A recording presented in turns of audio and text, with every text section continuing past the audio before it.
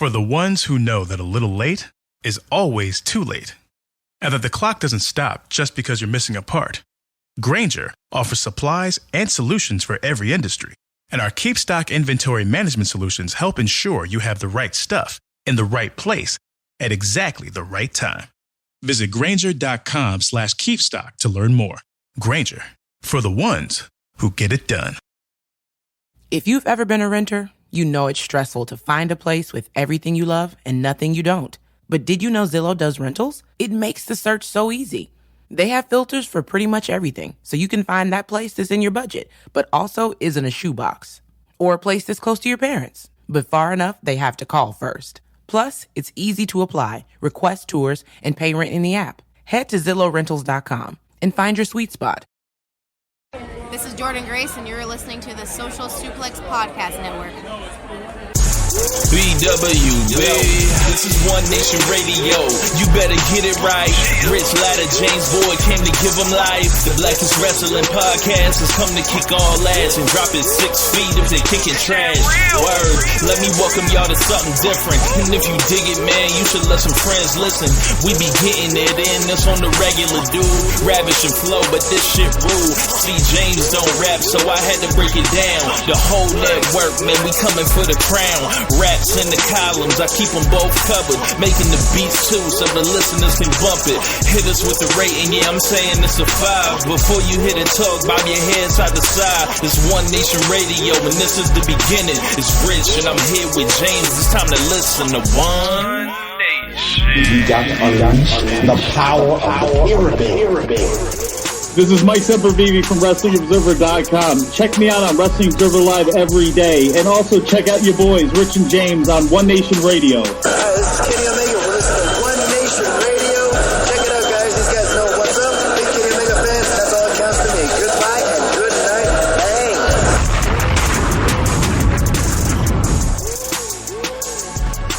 Welcome to the July 12th edition of One Nation Radio, and we are in person. Yeah, man. What's up? Let you know what happened. My laptop crashed, so only way to really do the show is me coming in person to do this. So I had to pull up on you, Man.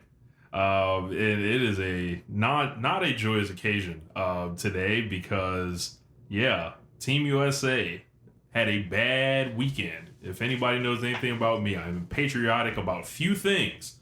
Team USA basketball is one of them. We lost to Nigeria, and we just got done a couple hours ago losing to Patty Mills in Australia, the Boomers. This team looks like they're just missing pieces. Obviously, they don't have Middleton, Booker, or Drew Holiday right now. However, they still have 5 All-NBA players and 2 other All-Stars and Jeremy Grant hanging around for whatever reason. But it's looking mighty 2004-ish. It is looking like an embarrassment. Throw rocks at them, stone them, whatever you want to do. I'm very disappointed in this team. Save the excuses. Save the, it was good for us to lose that first game because, what about now? It's the second game. We lost this one too. Is it still good for us to lose this game? So it's not going to lose any games. What? That's the logic that Popovich came to the press conference after the first game. It was kind of in a way, I'm glad this happened. Okay. Yeah. What are you glad about, sir? Maybe he thinks the adjustments are try harder, but nah, man. These guys kind of try hard. I haven't watched any of these games, so you have to tell me you told they me are trying to win. You have told me that Jeremy Grant is stunk. He has stunk. He is booty. He is on the team because he's Kevin Durant's homeboy. That's strange. He's Kevin Durant's homeboy, but he signed the clutch.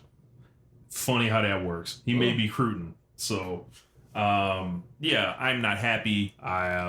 Patty Mills today essentially decided that the game was over when it was winning time. He basically decided it's 2014 finals again. 2014 finals again.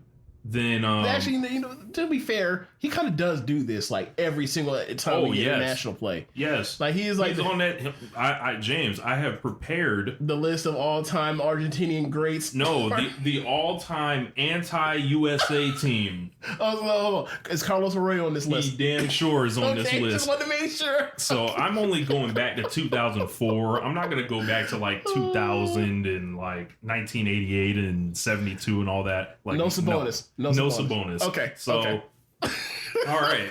So, starting at center, representing Spain, Pau Gasol. Okay. At power forward, representing Argentina, Luis Scola. Yep. A man that would come to Olympic competition and drop 35 a game. Yeah, and then come to the Rockets and drop a hot 8 and 7. The new guy that I'm going to start at small forward here was on Team Nigeria, who decided to make 23s out of nowhere. Do you know Mike Brown is coaching Nigeria?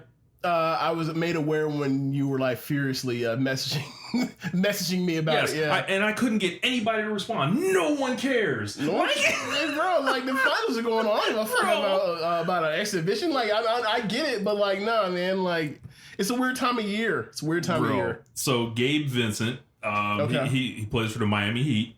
Like the rest of them, Bam Adebayo looks like he's shaving points right now. Yeah, he looks bad out here. Then, of course, Manu Ginobili, the most feared, player in the history of international basketball that's not an American. Then, starting at point guard, Patty Mills. What else is there left to say? He finally got his win against us. Or he beat us in 2019 also. But the sixth man, Carlos Arroyo.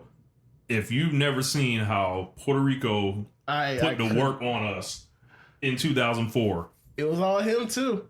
It was like whoever wanted it. Marbury, Iverson, which one of y'all? It made no sense. I'm giving out all the work. I was still young enough to think that like him doing that meant like he was bound for like this is like his step to superstardom in the NBA. He was like, no, these dudes only play like this for their country. It's like, yes. I don't understand. You come here for millions of dollars. No shade, get your money, get your pay. You deserve all that. But like, you don't be doing none of this shit in the league. Yes. People talking about like, bro, you might beat me in 2K. Play me for real life. Play me in real life, bro. These boys be out here 2K in it. It'd be like see us in FIBA. See us with the trapezoid lane. When it's 10-minute quarters, shorter 3-point line. So the rest of the bench I've got Marc Gasol, Senor Ibaka. Senor Ibaka. Oh my God. He didn't really play that much for them neither. Yeah, he's just on for the jokes. Andres Nocioni from Argentina. Yeah. There'll be a lot of Argentine brothers on this list. One that people may not remember, but the point guard for Italy in 2004. Italy did give us a loss. Theo Papaloukas. Linus Kleza. Of what country is Linus Kleza from? They wear the green and gold uniforms. They're at Lithuania.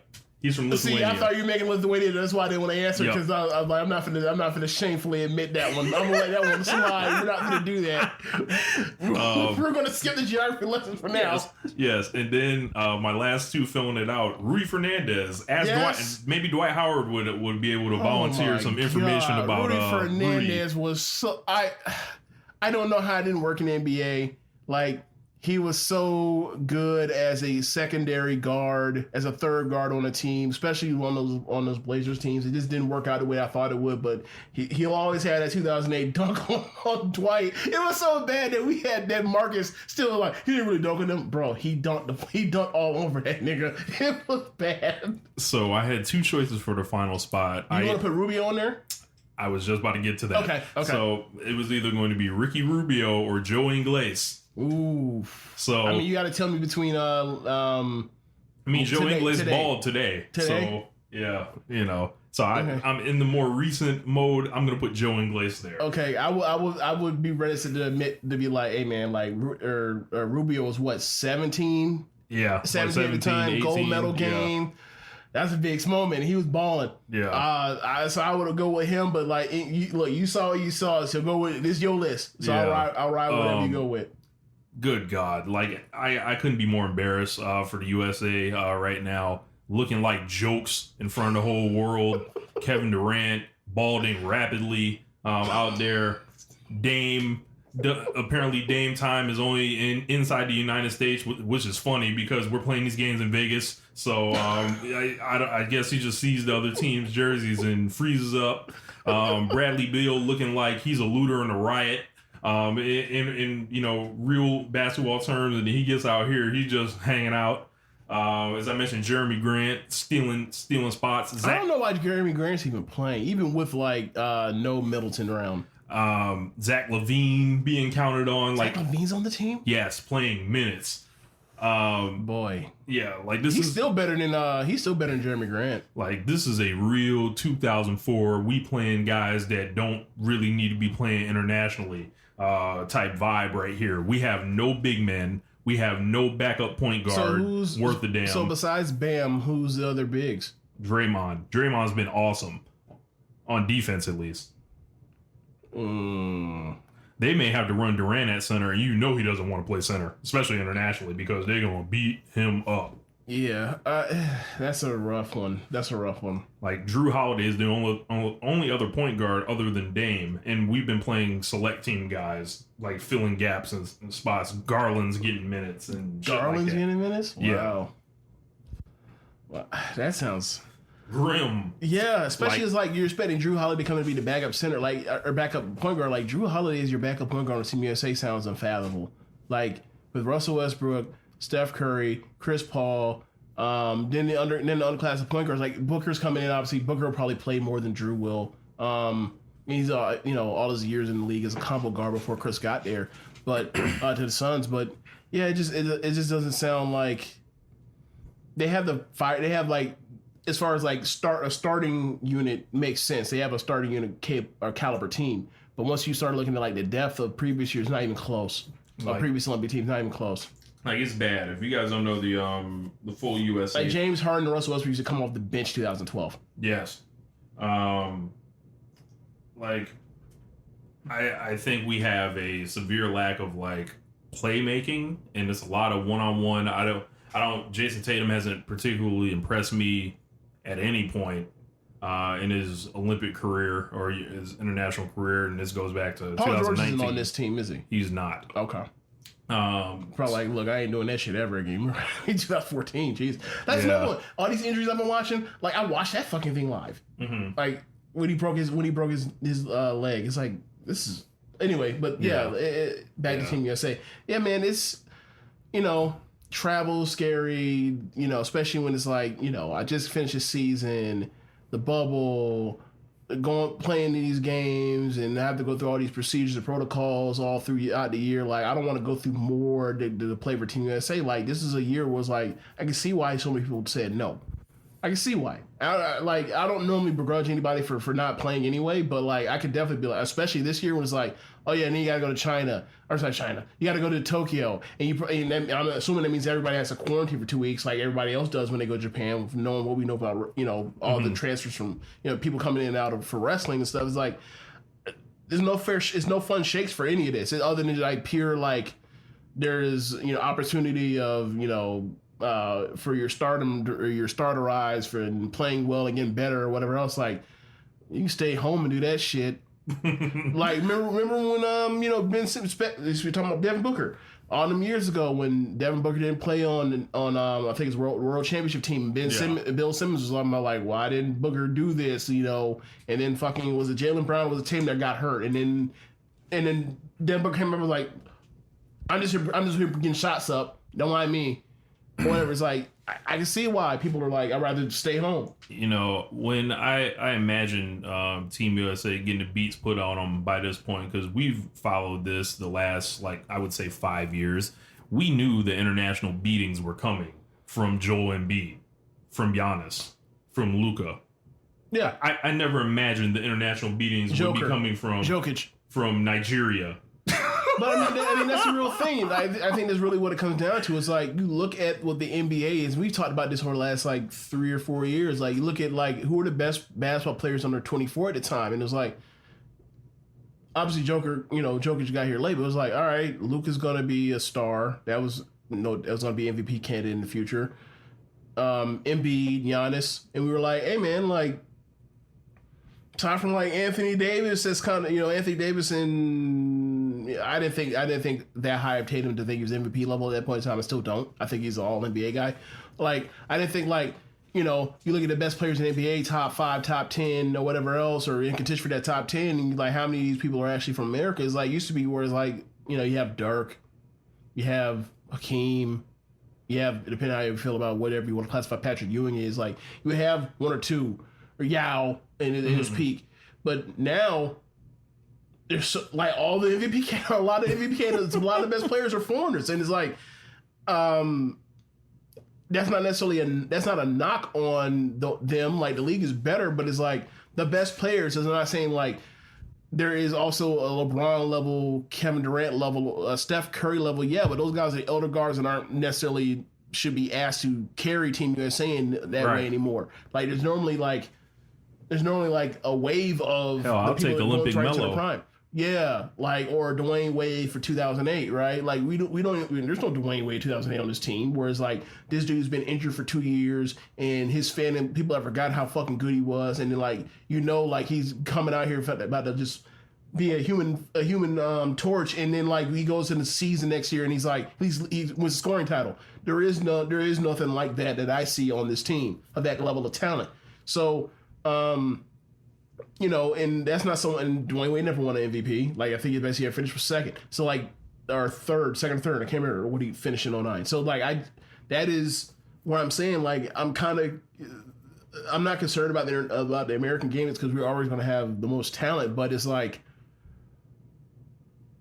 if not everybody is committed to this in the way that they were after the embarrassment of 2004, then this is more likely to happen over the years to come. And like, hey, quite frankly, like we're not necessarily.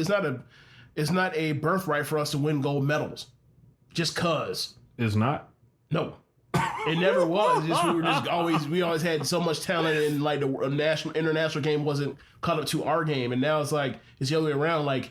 Schematics and all that kind of stuff for what they want to do offensively, like we gotten that, the NBA has gotten that from the international game as far as innovation offensively. I think they've got to be more conscious on who they're selecting for the roster, who they're snubbing. Kevin Love got on the team this year. Yeah. Grandfathered in because he was on 2012. I don't even hate the Kevin Love addition for the reasons a lot of people hate it for, but I am kind of wondering why.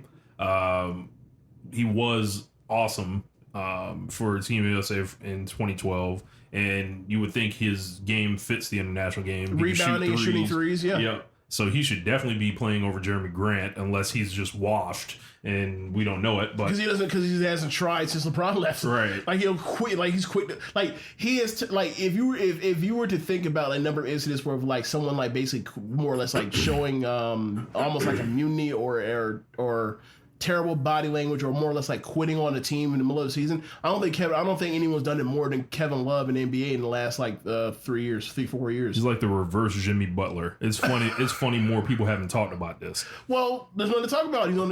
He's stuck there. We know he's stuck there until he ends up on the Nets or the Lakers. Yeah. Fun times. Quit and get rewarded. Awesome. That's what we love here. But yeah, man, I'm very concerned about the future of USA basketball. I think they need to get Trae Young in there. They need to make sure DeAndre Ayton is, getting his paper switched over. Don't do this. Because, I guess they're going through something. I believe he's from the Virgin Islands, so they're trying to figure something out with his. I thought he's Bahamian. I think you're right, actually. Okay. I'm thinking of Duncan. So, yes, they're trying to. You are. They're trying to lock him in, I think, for 2024, and I would hope they do. So, at the rate that he's playing, Jesus Christ! Like, speaking of Duncan, shit, he might be fucking Tim Duncan in the next 4 years. Like, I've never seen somebody that when I first watched him, I think, I see the tools, and then then you go away because you don't watch them that much because it's the Suns and they're a bad team and their league pass team, and I'm really only watching for Devin Booker at the time. And then all of a sudden you look up and then it's the playoffs, and then they're consistently give you double doubles and 2010s and not getting in foul trouble except when Scott Foster refs a game when Chris Paul's in you're on this team's Chris Paul, and then just good hands, can never put in, does all the fundamental stuff, good hands, never brings the ball down, doesn't get in foul trouble while protecting the paint pretty well, can move his feet, can get out to the 3-point line, and it's this came out of fucking nowhere seemingly. He was not even this good 5 months ago. How all of a sudden is he a top 20 level player in the 5 months, this is the last time you see this crazy. I've never seen this rate of improvement. It's wild, and it's you see him play and it's consistent, and he doesn't miss shots. He has good touch on his free throws and all that stuff. You're just bro, I make these jokes about he's playing like Duncan, but he might actually be fucking Duncan out of nowhere. He's this person with all these clean habits and he doesn't make mistakes. And he's more athletic than Duncan was. He's very athletic. He closes space and recovers very right.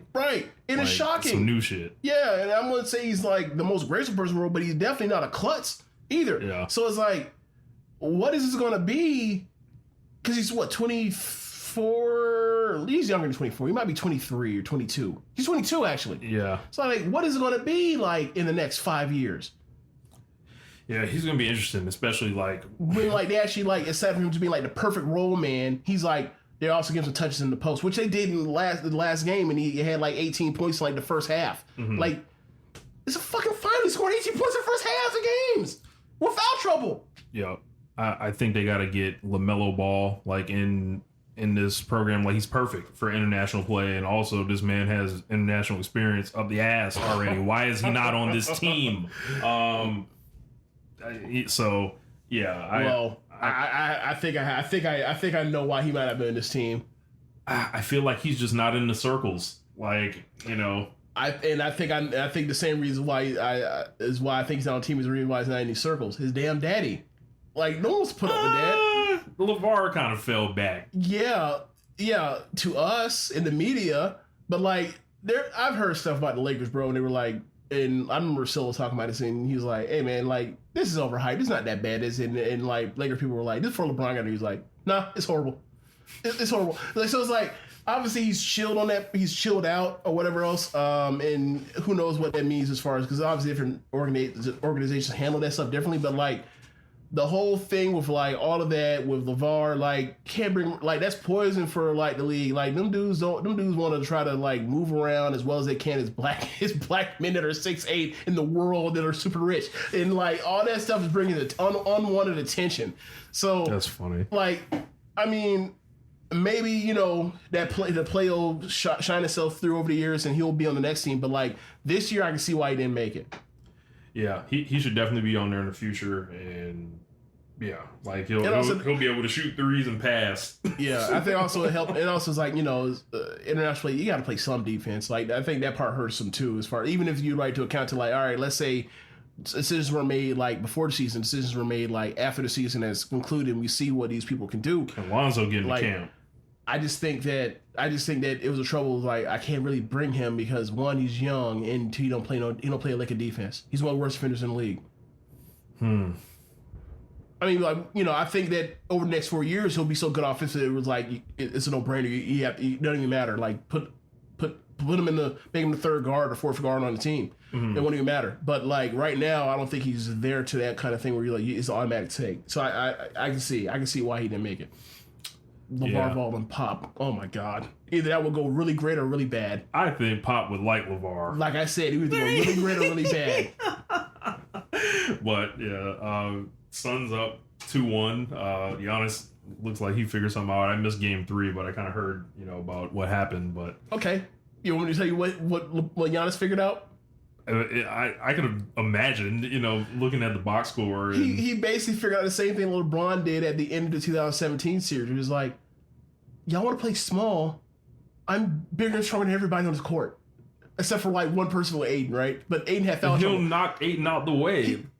At certain points, he can just manhandle him, yeah. But it's like, yeah, I'm pretty much bringing for everybody. So I'm just going to just post everybody up or just basically duck in all the time. Don't this feel good when we used to see those pictures of Giannis coming out where he's lifting them weights with his brothers and his arms are looking huge? Like, seeing this shit pay off for him.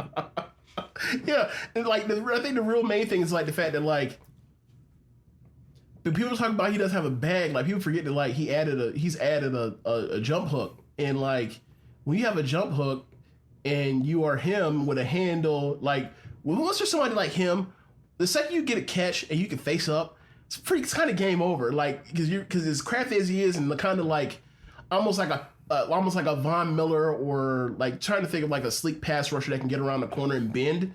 Like, he has that when he drives, and that few people do. And he's like, for his size, he doesn't care about ending up on the floor. He just doesn't, which is like a rare thing because, you know, people his size end up on the floor, they end up with fucking navicular bone breaks and shit like that, and bad hips and stuff. But, or, you know, in case like your knee bends back like a flamingo. But, like, he's so special with that, with like the speed, the power, and the dexterity to be able to get those angles and bend and lean to be able to get by somebody, still get a shot on the rim because of his length and size and explosiveness. Is like, once he's face up, it's kind of Cancer Christmas if he gets single covered. And then like, once you throw the jump hooks, once he goes middle, like, good luck. And then like, when, you know, if Aiden's has foul trouble where he's not on the floor, just like, all right, like, y'all do whatever y'all do. I'll just offensive rebound and go right over your back or whatever. And the thing is, even with Sarge, he would manhandle Sarge. Yeah. Like, Sarge is like, you know, shortening up that rotation. He will, whatever he gives up on defense, he can also get back on offense because he can space with his 3-point shooting, and he's kind of, you know, passer, that kind of thing, which is, you know, could have used him as a backup center in Philly, but whatever. I'm gonna guess Frank the Tank wasn't able to hold it down. Oh my God. Dude, it was a disaster when he came out when he played in the game where I think it was game Torrey Craig got hurt, right? Oh, okay. So game 2 when he played, it was a disaster in like the 5 minutes. But I wouldn't say he doesn't know what he's doing. I think his biggest problem, because I don't think that's the case. Like, he knows where to get. I think his problem is that like he doesn't remember that he's 6'10" or 6'11" or crazy. Like he's playing like he's 6'8" or 6'7".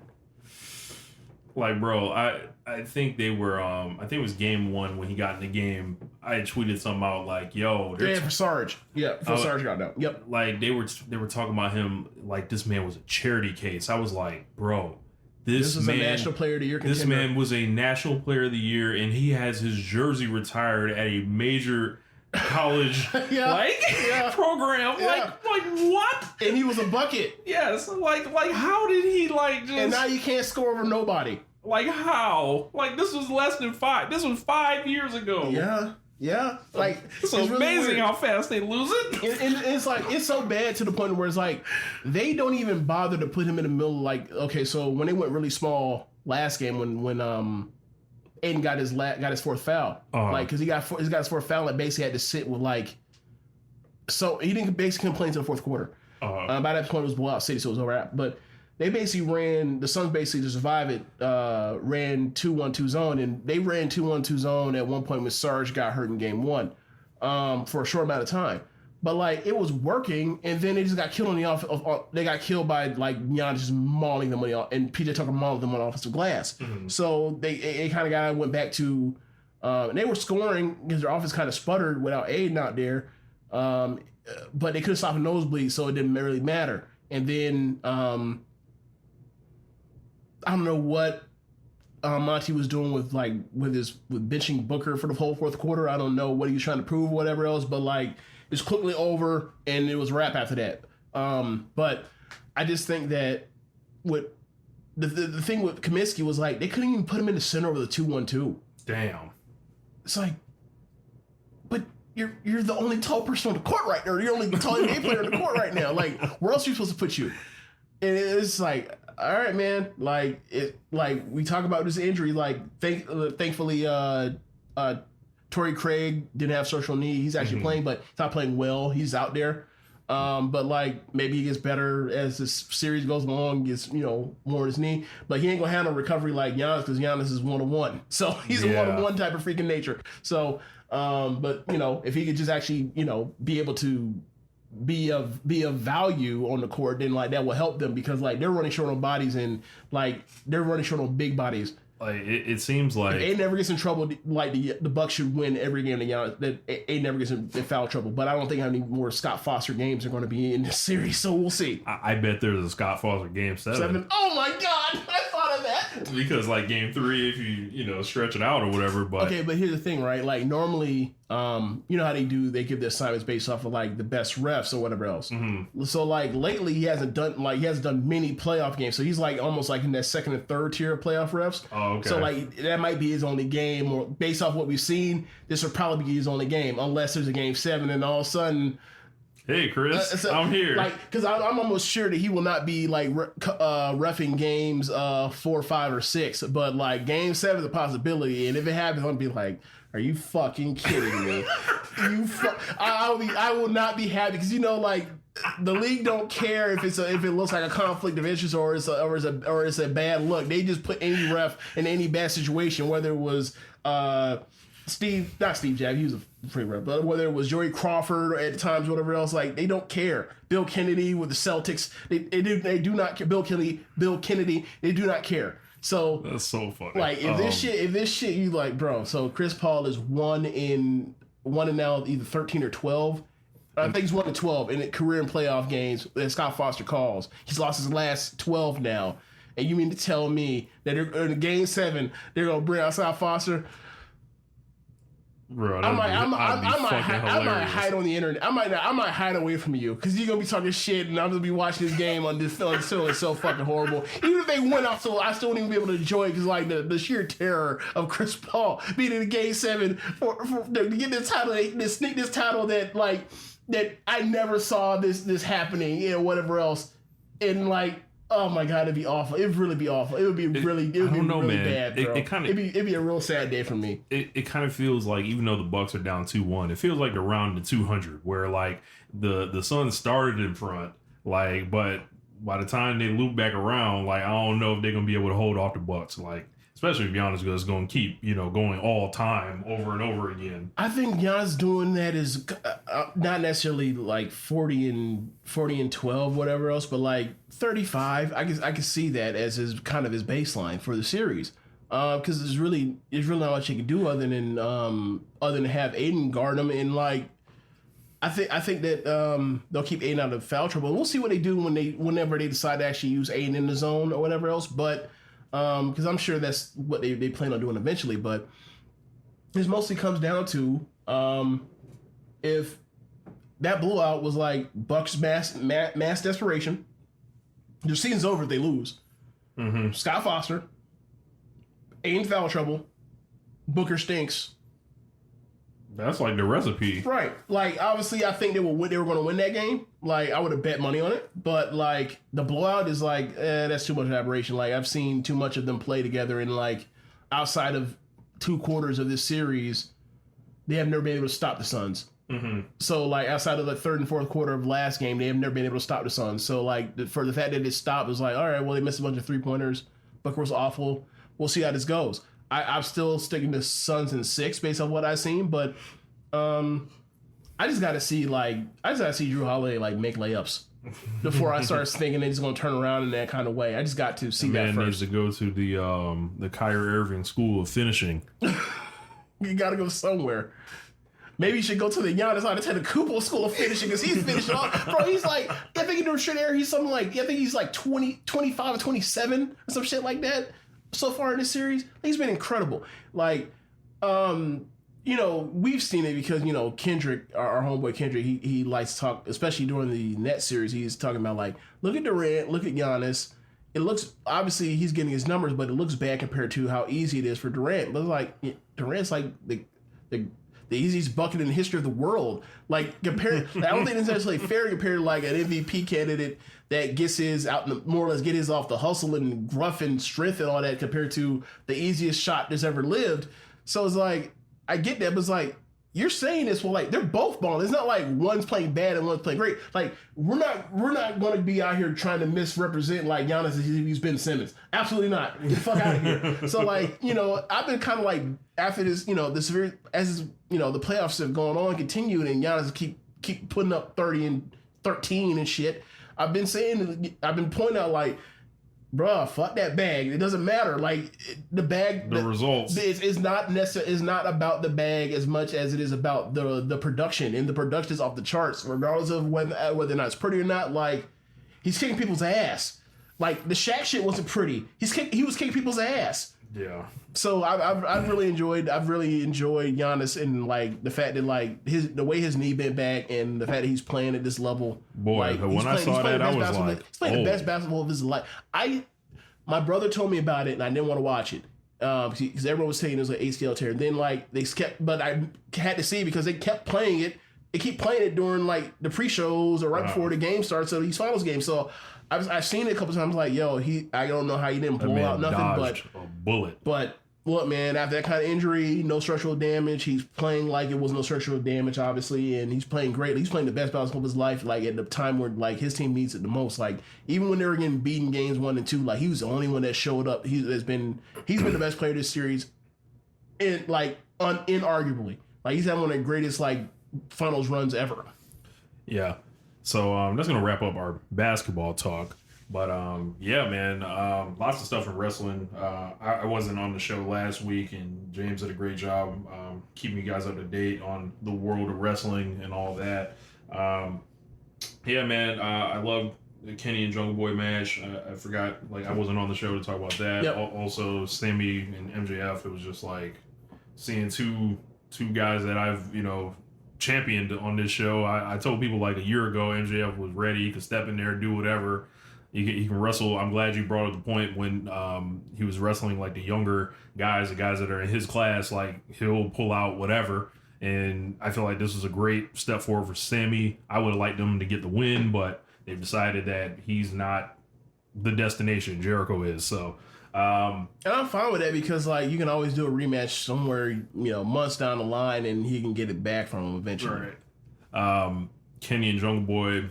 Awesome match. Yep. I really don't have too much more to say, but do you think? I'm trying to think. What was the main event of Wednesday? What was the main event of Dynamite last week? Bucks and Kingston and Pentagon. Okay, so yeah, because I have to bring it up. Do you think they're doing too much run-ins, interference in their big matches now? Yes. Okay. Unquestionably. Okay. The only thing with the street fight, like, it's a street fight, so I mean it can be crazy, but yeah, it would be more effective if like I feel like they have the mentality of they don't want to hurt anybody. Like obviously like the Bucks and Kenny are going over people a lot. They're going over a lot of the roster. Well, they're the champions. They should. Right. But I feel like they don't want to just beat everybody as clean as possible, and they want to give people outs. Like that's kind of what I'm getting out of it. Yeah. But I'm like, man, just beat them and then give that shit back later. Like that's my philosophy. I feel like there needs to be like a limit of the protection because it's like you're ruining my enjoyment of the finish of the match, which is like the most important thing in the match. Is like, all right, so now someone comes out after they've wrestled for like 10, 15 minutes and now like the finish is more or less tainted. Like I just want to see someone get beat. Mm-hmm. Right, like that's the reason why I enjoy so much of AEW at the beginning. And I'm not saying I don't like it as much now because I'm still getting great matches, but it's like this thing now has started ever since Omega became champion, where it's like matches will be like the finish will be in doubt or whatever. As far as like whether or not someone just got beaten, you move on. It's like I don't think we need to protect Jungle Boy. He'll be around number 5. You can get that back. It's fine. So like and like it's kind of started off with the Moxie thing where it's like all right, and then it ended with the dud or whatever else. Which I can't hold that against him, but it's like even things that are out of their control is starting to like be like it's kind of taints my enjoyment of what I just watched. Mm-hmm. But like they're ultimately building towards a good place. I just like look, the way this is going is like it almost like. Hey man, can I just get Hangman? Like, and I'm not, I'm not as much into Hangman versus Kenny as everybody else is, but it's like, can we get the Hangman and Kenny? Can I just get someone beaten clean without some fuck shit happening, please? Like, this is like the match you've been building for over a year. Can we not like have some dumbass run in, please? Like, and then someone gets hit with a one wing angel or someone gets hit with a freaking buckshot after someone got interfered in the match. I just want someone just beaten, and that's the end of it. Like, I think we deserve that. I think it's what the streets deserve. But maybe Tony Khan thinks differently. Yeah, so I'll go over the show. Like there was a lot of stuff last week. This is a very good. This is a great show. Their first show back on the road. They've had fans for quite a while, and super hot show. Hot crowd. Yeah, it started out, and then it started out with a Miami strap match between Cody and QT Marshall, which quickly threw ice water in the crowd. When do you notice the crowd died, or not died, but like went from 11 to 7? When did you first notice it? So I was watching it, and I was just like seeing. I was like, yeah, it's not connecting. Like, and it was just like, I don't know what it is. Like, because I don't know if it's a strap match. I didn't know if it was just people didn't believe QT. I don't know. I think it's some of both. Yeah. And I was like, huh. And then they beat him and got him out of there, and it was like a quick match. Like, I thought it was all right, but it wasn't what I was looking for, and I like QT. So I feel like he has to kind of go away like now and go to like Dark Elevation for a while, or Dark, and like rebuild, because like Ogogo's on the sideline. What's his name? How long is he out for? He had some type of surgery, so I don't know. Okay. Komoroto, he's vanished ever since the strap match, or the match with Dustin, the bull rope match. Yeah. He's vanished. Was that 2 episodes ago, or 3 episodes ago? I think that's like 3 weeks ago. Wait, that was the main event. That was the main event of the show right after the pay-per-view, right? Yes. Okay, yeah. So it's a while ago, actually. Yeah. But Cody had something else to do. There was a technical difficulty in this match. I like how they set that up. Well, that was on purpose. Yeah. Okay. Yeah. I didn't know. Yeah. So at the time, the storm was in Florida, whatever else. So I didn't know if it was some type of weird thing. I had no idea. They played that up on commentary, and also we've had like lights go out in shows like that one in your house in Carolina back in the 90s. So yeah. So what else did they have?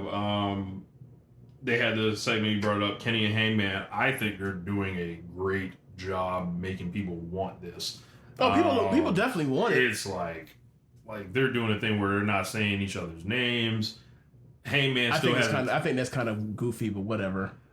I mean, that's the thing. That's a carryover from Kenny and Ibushi. That's important in here, how they talk about each other. But people seem to really want Hangman to win this shit, and it was always my idea that it would be like Full Gear. It would be like a year to the other one. Everybody wants All Out, it seems like, and the All Out tickets flew off the shelves, already sold out. I don't know if there were shelves, but Heyman is still not talking for himself. But this seems to be a promotion of guys that don't talk for themselves. That's where I'm about to get at. If people are reacting to it as hard as they are, it's like, who am I to say it's not working or what? It is working. My thing is this: like, can he get on the mic and talk for his fucking himself? And look, what was I saying? Basically like 20 months ago with Kenny Omega. If you're a fucking star, talk for yourself. And he didn't as babyface, but as a heel, he absolutely started doing that. I just have this weird. I just think this thing is like, the story's there, obviously. Like, they've been building it for more than a year. Where you argue shit, like, at this point, a year and a half, whatever. Yeah, basically a year and a half. So, or what? Let's say a year and a half. So right? You can argue since the 3rd episode of Dynamite. Yeah, that's why we got a year and a half. Right. So, like, because they did the tag thing with Omega and Hangman versus Pac and Moxley, which is like one of my favorite like tag team matches in AEW, because of like they put two people infused together and then like all the people acted like perfectly. But I just don't like this idea of he's in the title match and he doesn't talk. Like, it's just like, why? Do they have the heart to beat him here? They need to beat him if they're going to do this match. Man, I feel like it is going. Like, I think let's do it. I think this is going to be the thing that makes everyone explode. Because look, if it's me, why should he beat him? I have no other than why should he beat him? If you're just right doing now, why should he beat him? If you're just doing shit and you just want Hangman to rise up and you want to crown someone from the new wave or whatever. But I'm like, hey, just like people have asked about, hey, when's Kenny dropping the Impact title or the AAA title? I'm like, why should Impact be in a rush to get the belt off of Kenny Omega? I wasn't even thinking about the other belts he has. I was just thinking like for the company. All right. I mean, what's going wrong here? Like, I don't like we're doing all this great business. Like, we're about to go back on the road here. Like, it really feels like they're about to beat Kenny. Okay, so they beat him, and then what does Hangman do? He has to be the champion then. Like, fight fucking Malachi Black, fight fucking Andrade. I mean, they have tons of heels. No, you get my point. Is like, okay, like Kenny gets a rematch at Arthur Ashe. But the thing is, this particular match only works on top for Hangman because it's Kenny Omega and Hangman. You can do more of these matches with Kenny Omega and the rest of the people that are still around. Hangman only has this right now working for him. Once you make him the champion as he is right now, unless he makes changes and starts talking for himself, he's not going to work with the champion. And let's do this, right? Narratively speaking, as a character, whatever else, compare him to, and I was thinking about this, compare him to Cody Rhodes going into full year 2019, compare him to Jon Moxley going into Revolution 2020. Is he even close? I will say he is because he's getting crazy crowd reactions. Okay. Going back to Double or Nothing. Okay, cool. He has great crowd reaction, but so does Darby, so does Jungle Boy. I'm glad you brought that up. I'm kind of puzzled. As far as, look, the matches in the ring, he has the matches, right? Like, is he, like, but does he have a TV program and a build and a follow through that can equal what those guys had in the character with being able to, talk for themselves and getting themselves over the crowd? Like, Cody Rhodes had people in the palm of his hand and then decided to like make himself a mid-card for life, right? Which I still think is the dumbest thing they've ever done on a major, like the most disastrous thing, because like you can't ever get that back now because you've done that, right? Unless you do something like you break your fucking rules, which was like, okay, whatever. But Midnight Rider. And then you have Moxley or whatever else, and what Moxley did for the whole year that led him into being, having some of the best television of like from a single character in wrestling in the last few years. So, and cutting promos and hitting doubles, opposite field doubles, stand up doubles, like every other week on like Hangman's not going to do that, and then it's like.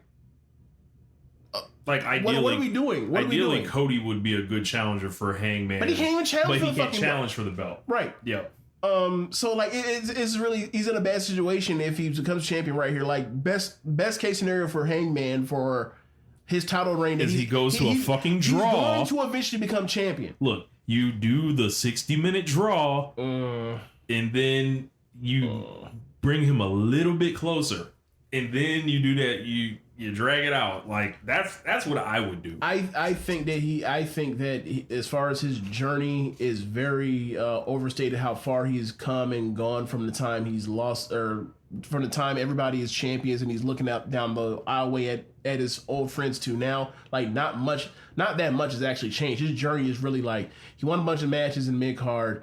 He didn't feud with anybody. And then he caught Brian Cage caught him slipping, and he got that match back. That's really, and then he's been drinking, hanging out with losers from Dark Order, and now and they do all the talking for him, and now he's here. There's not really much there. I think people are going to be very upset with us when they hear this. I don't care. Am I wrong? Like, because I think people have I think they've written the check, cashed it, and forgot to check the account to see if the money was there. I'm not with this. Like, his overness is absolutely there. He's absolutely over enough to be champion. That's what he want to do. My point is, as a character and his actual journey to get to the title after losing to Jericho and whatever else, like, it's not complete. It's not. It is very lacking since he lost the Eliminator match to Kenny. It's very empty. Look, this is not Kenny Omega going 60 minutes with Okada, and then that whole next year, him taking the journey back.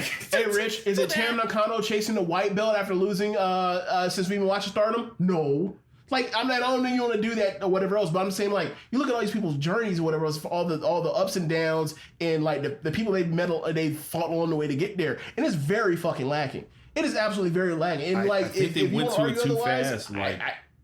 I think this is too soon. If they do a match, like, my thing is this: you want to do the match, fine, beat him, or he doesn't win. I prefer it if you just beat him, and then you actually give him the actual real. What do you call journey. it? The real journey and the real, like, fighting through to get back to a spot.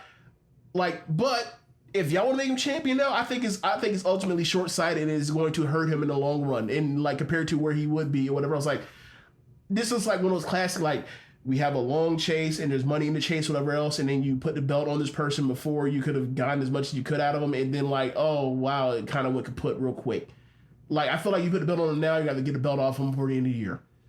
I hope this isn't Starrcade 97. If you want to have real short, like, runs in start having, shorter runs, like, get through 2 pay-per-views or whatever else and then move on, fine. But because the calendar is going to change for them, like, starting next year, so they're going to have the 4 big events in between.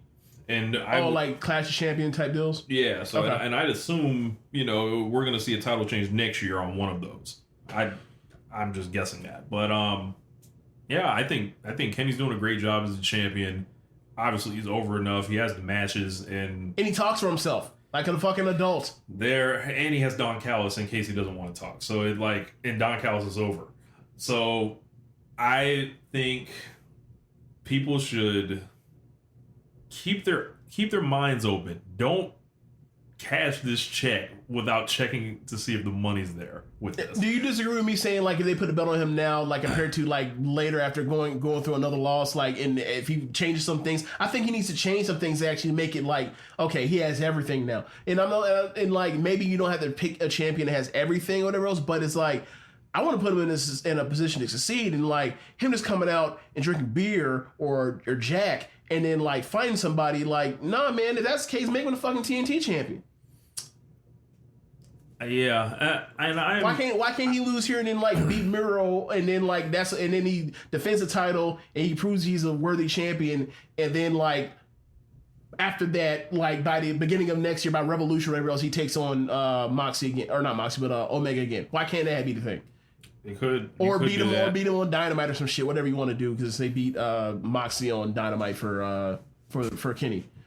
Yeah, I am kind of I don't know what the word is, like, to see how easily Darby was, like, shunted to, like, Ethan Page, and they're doing a great feud themselves, right, or whatever. But, like, it wasn't. And Darby's talking for himself. And Darby, you could, like, there's a Darby Kenny match, I feel like, that we could have gotten maybe in this spot here, and give Page even more to fight through or whatever. Maybe they don't want to have Kenny just go over everybody, but the decision that was made to just automatically go with Hangman over Darby, I don't know what that was based on. If you look at the first half of both of their years.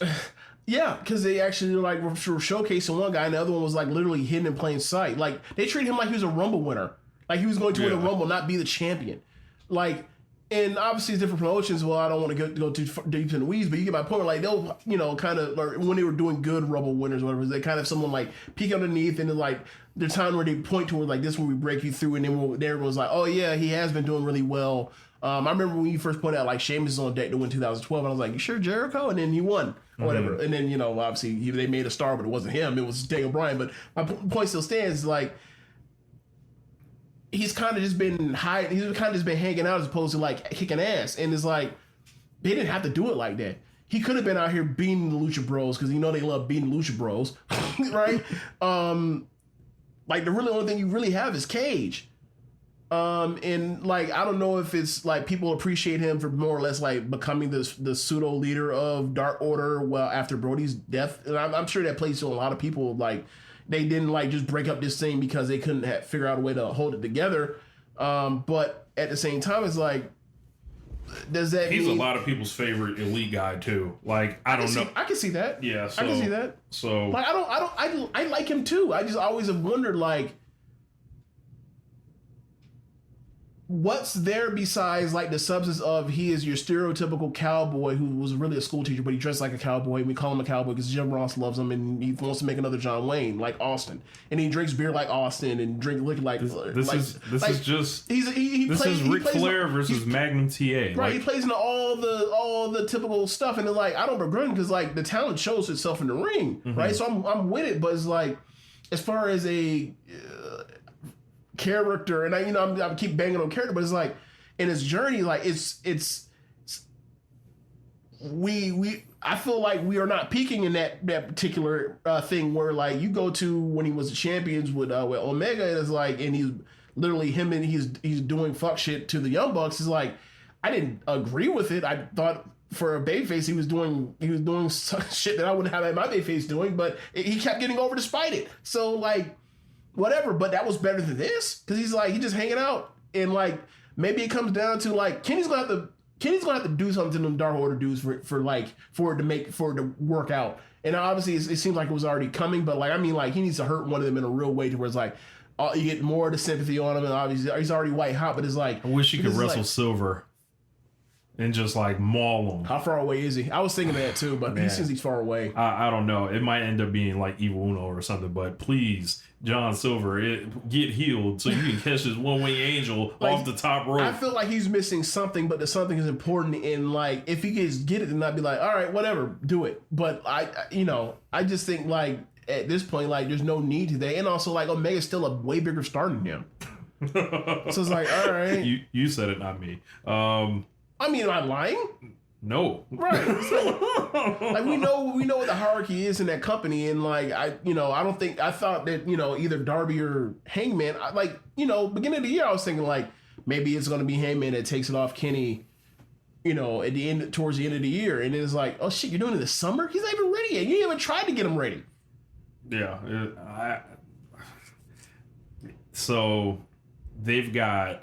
What is it? The first, imagine if they made second week of July, and they've got All Out on the first week of September. So like, they've got this stretch of shows that are in theory going to be maybe some of their hottest crowds, and maybe they're trying to capitalize on that with just a quick chase. But I think they're selling themselves short doing that. That's my point. I think they go 60 minutes, and then they do it again at Arthur Ashe. Like, that even maybe too short. I hate the idea of it going to a 60-minute tournament, but I still like that better than Hangman being the champion right now. I look, we've seen many blueprints. I think people are entirely not going to like say they do the draw or like they just beat Hangman, right? They're gonna melt down in a way that's just like, oh, this is your first time, like, oh, like no. The worst part is gonna be like. It's gonna go to 60 minutes and be like, God damn it! Rich had asked me after the Tommy and Shuri match, this shit was gonna hit the stakes. I was like, I don't think so. Maybe it will, but I hope not. Maybe we're probably gonna look back at you right and be like, damn it, Rich was right with this fucking bullshit ass thing, and it's gonna work because I can't wait till they have that rematch too this later this year, and like that's everything. Everybody's gonna tune back to watch that match if they do a draw, like. Trust me, I know y'all hearing this right now and you hate the idea and I hate it too, but it will fucking work because those two are going to be in the ring, are going to fucking kill it, bro. And they're going to have a great, and they're going to go, and if they do it, it's going to go to an end. People are going to be like, fuck, I want it. And it's going to feel like similar to like the Cody and Darby thing, that blast draw they had before he finally toppled him. Like, a 60-minute draw, I'll be pissed, and it's going to work. It's gonna fucking work. God damn it! Don't do this shit. I just want people to get beaten. Just beat somebody. Damn, you used to beat people. Beat somebody. Damn. Oh man. Yeah. I just don't. I'm just keeping it a buck. If Kenny can I don't want Kenny to catch the heat. For a bad book decision, like it's political, EVP. It's like, bro, like, because I would be like, okay, so when do you think Kenny has ever had a problem losing to somebody? Oh, never. Oh, okay. Speaking of that, his line when he got to when he got to Eagle or Alan Angels, he's like, you can't even last 5 minutes in the ring with me. I fucking howled. I was like, he like so much of what Young Bucks and Kenny are doing with their facial hair, I'm just like, bro, this is awful. But then this is like the cheapest of heat, and it's like y'all make yourself like just awful. Y'all make yourself like worse, less attractive. Like I'm not even like obviously I don't care about their attractiveness, but like y'all make yourselves less appealing to the general public by doing this. And then this man said that line, I was like, you know what, whatever, man. Like he's doing that shit's ridiculous, but that was an awesome line because Ryan Satin's got to eat that one forever. Alan Angels retweeted me today because he wrestled Brian Cage on Dark Elevation. How's that? I didn't see it, but okay. I had caught a little bit of the clips or whatever, and I was like, man, I have to report. I'm sorry to report to you guys that Brian Cage's career has ended because he was caught on video taking offense from Alan Angels, and Alan Angels retweeted it. He retweets like anytime somebody does one of those. I've seen him retweet a bunch of those, but it was pretty funny. So elsewhere on the show, Andrade debuted. Yes. I gotta say, man, I didn't like it. I thought the match was kind of weird to begin with. You know what it reminds me of? It reminded me of, remember when Samoa Joe debuted on the main roster and in a pay-per-view and he fought Sami Zayn? It's like, probably should beat him a little quicker. Yeah. Ultimately, he more or less whacked him at the end. There was no, or the who was the better man was not in question by the end of it. But it just seemed like, Seidel can do this, but Seidel was like the flashier, more impressive wrestler to start out. And then, he put it to him. So I was expecting a better match between those two. Like if you're gonna have that kind of match, you may as well make it go back and forth or whatever else. They like it's obviously they like Seidel. Yeah. So it's like you may as well have him go back and forth and then he wins at the end. But doing it that way was kind of you're kind of whelming people with Andrade, and it's like, I mean, it's one of the best wrestlers in the world. You ain't got to do that. Either let him destroy him, and you can see all the spectacular stuff to build towards a match in the future, or he should more or less go back and forth with him. Yeah, the 4 weeks of him walking out there in his suit and then coming out there in the suit this time and he's wrestling in the dress pants. When he just wrestled in the pants, I was like, huh, and that's just I thought he was gonna wrestle in the pants once he came out because it's like he always wore long pants. I thought he was gonna wear the breakaway joints or whatever. Oh, like he's Garza? Yeah, or something. But or Taichi or Naito. I see you mean yeah. Or Cesaro, like Cesaro. Remember Cesaro was Jason Statham? Remember that? Yep. And then it just his finish was clunky. He changed it because Ty Conti has the hammerlock DDT, even though I haven't seen her in ages. On Wednesday. So he flipped it into a flatliner type deal. So he's gonna have to get more comfortable, and I think they're just gonna need to throw him in the deep end and say, "Hey, man, let's see it." I don't think he's over. He's over with the respect that he has from people that know him. Just walking out. Yeah, and he is just he's just another guy. He's somebody he's almost similar to a lot of guys in AEW. If you were to go through their batting average for debuts or whatever else from XWE people, as far as starting out the game or first appearances, they're not that great. They normally they're really good at fixing it on the fly and then moving and transitioning. So we might have to see what the transition is if this isn't working too optimally. Right. So what else do we have on there? Chris Jericho and MJF, they had a fan run the ring, which led to crazy shit on Twitter with Jim Cornette, and dude claimed he ran in for real wrestling fans and all this shit, and it was just dumb. Please don't run in the ring.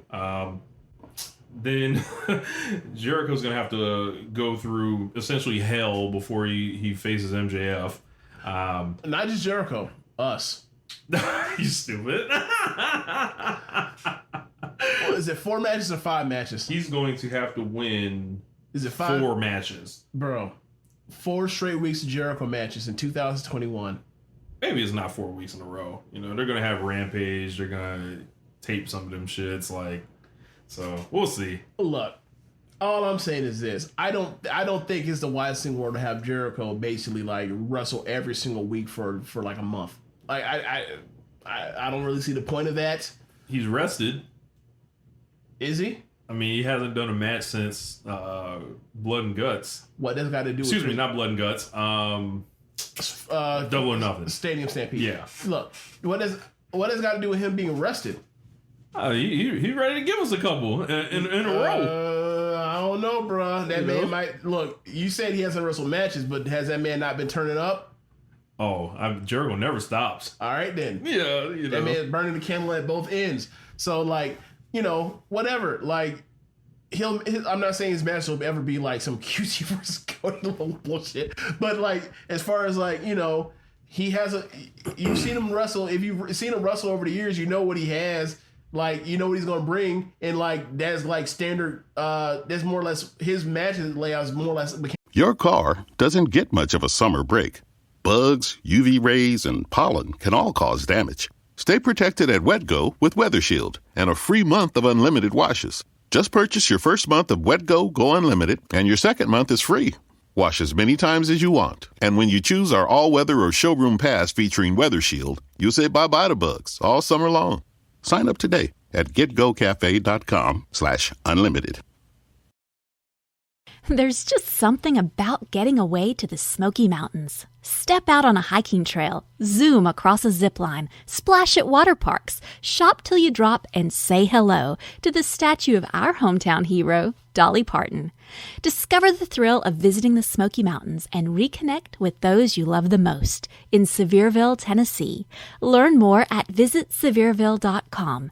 That's visit SEVIERVILLE.com.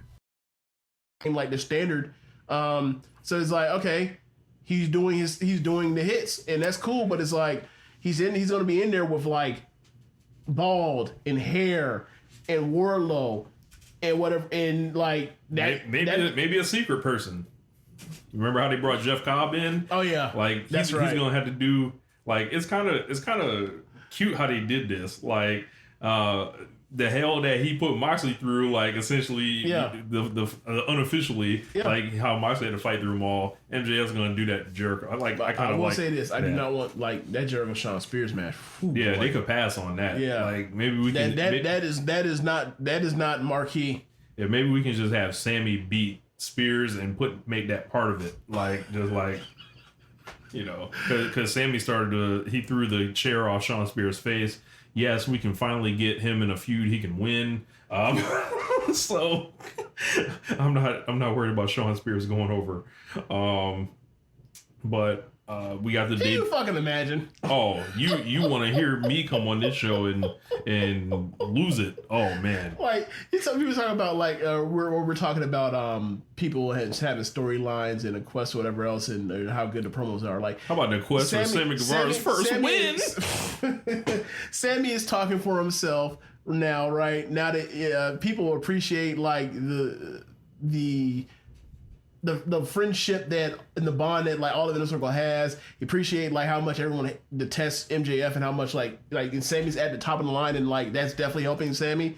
Like for him to then be like, yeah, bro, like you got all that going for you, but at the tippy top of the card, we're gonna put Hangman and a Page over, but you gotta lose Shawn Spears. I'd be like, what? Like, I understand there's levels to this, and like I'm not on Hangman's level, but like I know damn well that like Shawn Spears ain't on Kenny Omega's level. I need to go over. Get the fuck out of here. Remember when they made this show to them Impact tapings? Yes. Like, hey, Tony, I don't think bro. I don't think I can really make it this week, bro. That only made me like Sammy Guevara more. Like fuck no, I'm not losing no matches in between here. Hell no. Hell no, I'm not losing an Impact. I signed with AEW. Fuck that. Like I want people to listen to me. I'm not saying that he's on Hangman's level. I'm saying just based relatively as far as everything that this person has going for them. The look, Sammy, you gotta think. I ain't that far off. I got a vlog. Well, even obviously, like you say, like, okay, he's not a main eventer. He's a mid-carder, right? He's a mid-carder. Spurs ain't no mid-carder, bitch. You want me to lose? But you finna beat like the number 2 guy in this company at worst? Yeah. But you want to have Hangman, who is in the tweener line between main eventer and mid-carder, beat the number one, number 2 guy in this promotion? What? That's what you... That's what they want, man. That's what the streets want. Like, that's what they want bad. Look, like, man, they want it real bad, and they deserve it. But they don't. But they deserve it. Like once Hangman gives them that little extra, and then like months from now, like get that man some real adversity to chase. Draw. Like 60 minutes. 60-minute draw. Let's get it. Hey, Tony Khan, don't listen to the show. Turn this shit off. Don't listen to any ideas we have. We don't know what we talking about. We just friends kicking the shit. Don't take no ideas from us. Don't do it. Please don't. So we got Malachi Black debuted. Arn Anderson was in the ring. So like when I saw Arn in the ring, I was like, "What the fuck is Arn doing here?" And I was like, "Angle alert!" Immediately. Angle alert. Yes, I was like, and then like I was like, "Well, why is like Cody was earlier? Like, hold on!" Like, and then all of a sudden the lights go out, and I'm like, "Oh, okay." And then your boy Malachi Black is in the ring, and I'm like, "Oh, okay." So earlier in the day, I had watched his vignette that had came out that he shot for himself. I didn't hear about this. I had no idea this existed. It's better that you didn't. Okay. So I really like. Aside from killing 2 people and it like decapitating them with blood squirting everywhere. Yeah, can't do that. Can't do that in pro wrestling. Yeah, he essentially like once you bring it to murder, it's like what are you gonna do in your matches now? Right. You have to kind of. So Josiah Williams was in it playing like a doctor, and then there was another old guy or whatever, and he kind of played it like he was in this insane asylum, and Aleister Black was like, what happened after Tommy End and. It was some type of something in his brain or something went wrong. Okay. Or some shit. And then he still has the big eye patch and shit like that. Mm-hmm. And then he kills the doctors. Yeah, he kills the doctors, like, and like decapitates them, as I said. And I'm like, when I watched it, I was like, so. But in the dialogue they were using was hilarious. Okay. Like, but not in a way where it was trying to make you laugh. Oh, it was unintentionally funny. Okay. Yes. So like I was like, hold on. Are we supposed to take this at face value, or are we supposed to just laugh in his face? Like, what are we doing here?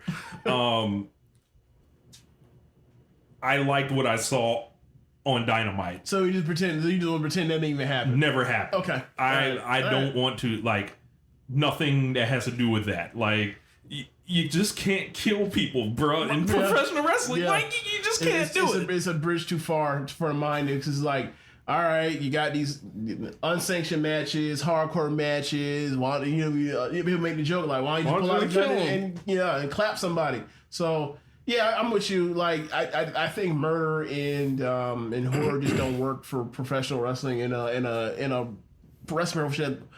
For the most part, more or less sticks to its sports ethos of your winners and losers. Winners get rewarded, losers go down the card, winners go up the card, and wins and losses matter. Like with the ranking system, like obviously there's sports entertainment and pro wrestling in that shit, but like the ethos is like you win, you move up the card, and you get become a contender. Eventually, you're shot at the champ. Like that's AEW. Obviously, lately with the run-ins and stuff, it's feeling a lot less like that, but that's still the ethos of play because you win, you move up the card. So, like, let's not have murder involved with this. Right. Like, no, I was going to say names. I ain't going to get, it's not important to get into names of ex-football players that have murdered people. Let's just move on. Lots of those. Wow, lots of those. Jesus. So he's going to be feuding with Cody. Obviously, Cody came to save Arn. Cody thought it was sweet. Took his eye off Malachi Black, and Malachi Black took that as disrespect and, laid him out. So Cody's a good choice to feud with him. And, yes. It gives Cody something to do. Easy dub on the way up. Another thing you can also get with that is like, one thing I did enjoy is watching like the memes, or not the memes, but like the stills of it. It's like, oh shit, he hit that man he hit Arn with the black mask in church shoes. Yes. In church shoes. I'm like, All right. Okay. So we'll see where this goes. Like, obviously, whatever he comes up with, like, I'm sure it'll be good with him and Tony Khan and whoever and EVPs, like, kind of. He said he's gonna be more reeled in. And that's like, so there will be no like spooky. That's thing like necessarily. Apparently, there's gonna be some element of reeling in. Okay, so if he wants to come out and just be because like with his imagination, he comes up with some good stuff. Obviously, you have to reel it in and hone it and focus it right. But like it's aesthetic with the darkness and the death metal stuff, like is there and is unique and like they wanted to make him just basic. I don't want to say as bare bones as make him just the kickboxer he is, and they could do that if they wanted to, and like he'd be good either way. He's a great wrestler, and I think so whatever, and he can talk for himself. And he's been in he's in way better condition than he was even in NXT. Okay, like he's like taken to like working out and really getting something going for himself. Like I believe he has some type of kickboxing sponsorship. So okay, he's got some outside stuff, and it was kind of interesting to hear about how he ended up in AEW so fast. With his fucking his 90-day clause not being a 90-day clause. Yes, and it was 30 days, and it was like his contract never got switched over or something. And I'm like, wow, this is WCW. He had the wave period from NXT, and as he got moved to the main roster, it never got moved bumped to 30 days like it is customary on the main roster, which is like, one, I don't care. Like I'm like good, like whatever, like. These people shouldn't have to be away. Yes, there shouldn't be away for a quarter of the year because like y'all fired them. Like what? Yeah. Like you imagine that work. How would that work in like with cuts in football? Like we cut you so 90 days. You can't compete. You can't make no other training camp or whatever else. You can't make waivers. You just you got to sit home. Like what? Yeah. I think Malachi Black on the roster is he's another. I always talk about the branches of the trees, right? Mm-hmm. He's another like option or whatever for babyfaces to fight now. Yeah. Y'all know what the fuck he is. So then we had a tag title match, the street fight. The Bucks came dressed in the streetwear. Mocking Eddie Kingston. I found that quite hilarious. And they had. See, you thought he was like. So you admit he's mocking Eddie Kingston. I thought to myself when he first won, I was like, why is he out here in these cut off shorts like Billy Kidman? That's my first thought. I was like, what's going on here? Yeah. And then they had a crazy, wild, wacky street fight, like doing hurricanranas and the fucking tacks and shit. Yeah, like the top rope. Like some of the big stuff they did in that match is like that'd be a cool match if you had like 5 more minutes to do this. It was kind of weird, like I could see Pentagon like putting Matt Jackson with a Canadian story through a table, like that's like new. That's like the new thing now. Like that's like when I think it was Roddy Piper was talking about every time he would fight Andre. Like Andre would take his shirt off and then put his shirt on him. Damn. Every time it's like that might be the new thing. Like every time there's like some type of special rules match with Matt Jackson in Pentagon, like flip Canadian Destroyers that man into or through a table. Like it might just be a new thing. And now we have 2 of them. So like we'll see how this goes for the next 5 years with him. As a running gag, like the Canadian Destroyers through the table. Like, you got me again. Yes. But yeah, like. The thumbtacks and I just feel it's a weird thing. Like Kingston came into AEW with that thumbtack spot with Cody, where he puts Cody through the thumbtacks, and then like within like 30 seconds, Cody wins and beats him, and then it's like this spot where like the thumbtacks in the mouth, and it's like that's their old PWG. He be like. I don't know what it was, just time cut or situation else, but it's like it feels like when he gets thumbtacks, like these are not matches that have earned thumbtacks yet, and like they also rush through them spots real quick and get almost out of the way, like because it was so boom boom boom boom boom in a way where it's like you couldn't really feel like they were doing epic stuff, but the match moved so fast that I couldn't feel like the epicness of it. Did it feel like the All-In main event?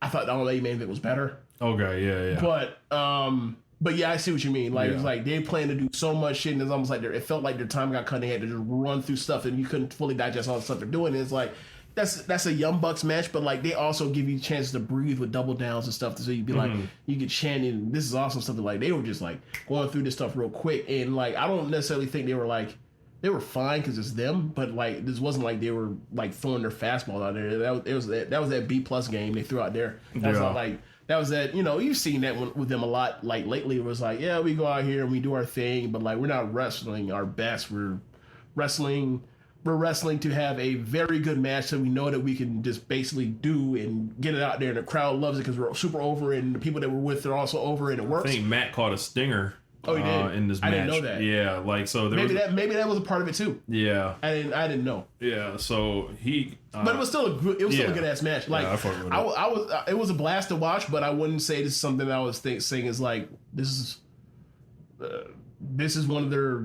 This is a very good match, but like I saw some people like not really love it, and I don't really love it either. But it was still a damn good match. But, fun, entertaining, but just like kind of light. Just felt light. Yeah, but overall, like I thought it was an awesome show. Like Great the show. reactions, Great like show.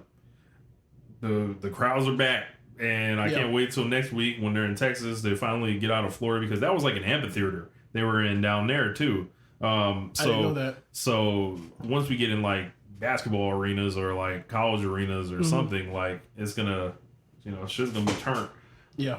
All the way up. So,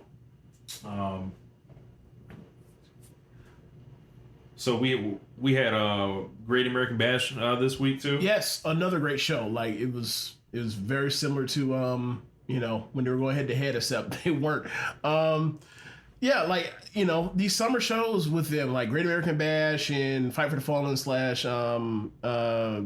was the other one? Fighter Fest, like they did last year. Is like they get to these. July is like a special month for TV for these shows apparently. Opening match was not North America, the NXT Tag Team Title match versus MSK versus Thatcher and Ciampa, and a lot of the matches like what you expect. It's like Flyers versus guys that'll beat the fuck out of you, and they went back and forth, and it was very, very fun. Like I enjoyed the shit out of the match. And by the end of it, it looked like they were setting up it looked like it at the beginning where like it looked like Ciampa was in for too long and he was going to eventually lose. And it was like, okay, if he loses, I'm watching like, okay, he's gonna lose, he's gonna get pinned, and then like is there gonna be a turn here when it's like I like them as a team, I break them the fuck up, but he actually gets to tag last second, and then Thatcher gets fucking small packaged and pinned, and it was kind of like a shock where it's like, okay, MSK won, they should have the respective of Thatcher and Ciampa, but this ain't over, and I think like the next time they wrestle, they'll be the champions. I think MSK has a serious issue. Is the fact that they're not like old money NXT, and you'll see this up and down this card. Man. Old money NXT is kicking the guys that are trying to add on here's asset for Swerve right now. So I actually listened today to the last show that you did with Imp, and you were talking. This was in April, I believe. Oh yeah, and it is. What you going on shit for? I don't know. Okay. Like it was just a show I was like looking through. I was like, oh, I guess I didn't finish listening to it or whatever, and.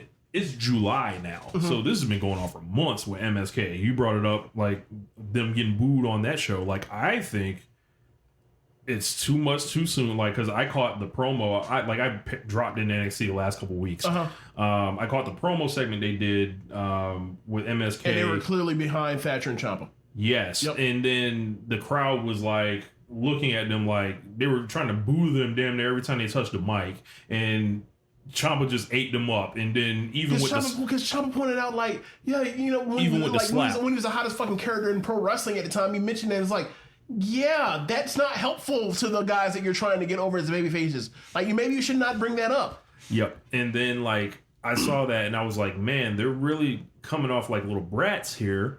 And when he kissed them, it was like, oh, they completely sunned them. Like he sunned them, and then they brought him into this match. And I think with Triple H, the mindset behind it was like, all right, you're gonna fight your way to the crowd's respect. This was like you know what it's like, you talk about this often. This was their pretty boy versus tough guy match to get them some hair on their chest. Right. But the match was the opener, and the way they won, they didn't actually beat them. So it's like maybe they're saving this for Takeover. Maybe, I don't know. And also, like, I brought this point up in like one of the forums I'm in. I think. Pause. I can't even say that because you're not even going to do a SummerSlam Takeover. They are. Oh, they are. They are on Friday. It's like the 21st, I think I heard. Well, the reason why I asked is because, you know, like SummerSlam's on a Saturday because it's in Vegas the same night as that Pacquiao fight. I think they're doing it on a Friday. I didn't know. But I figured like once they do Saturday, they might have moved it. But okay. Hell, they might do it Sunday. Shit. Who knows? I just know this.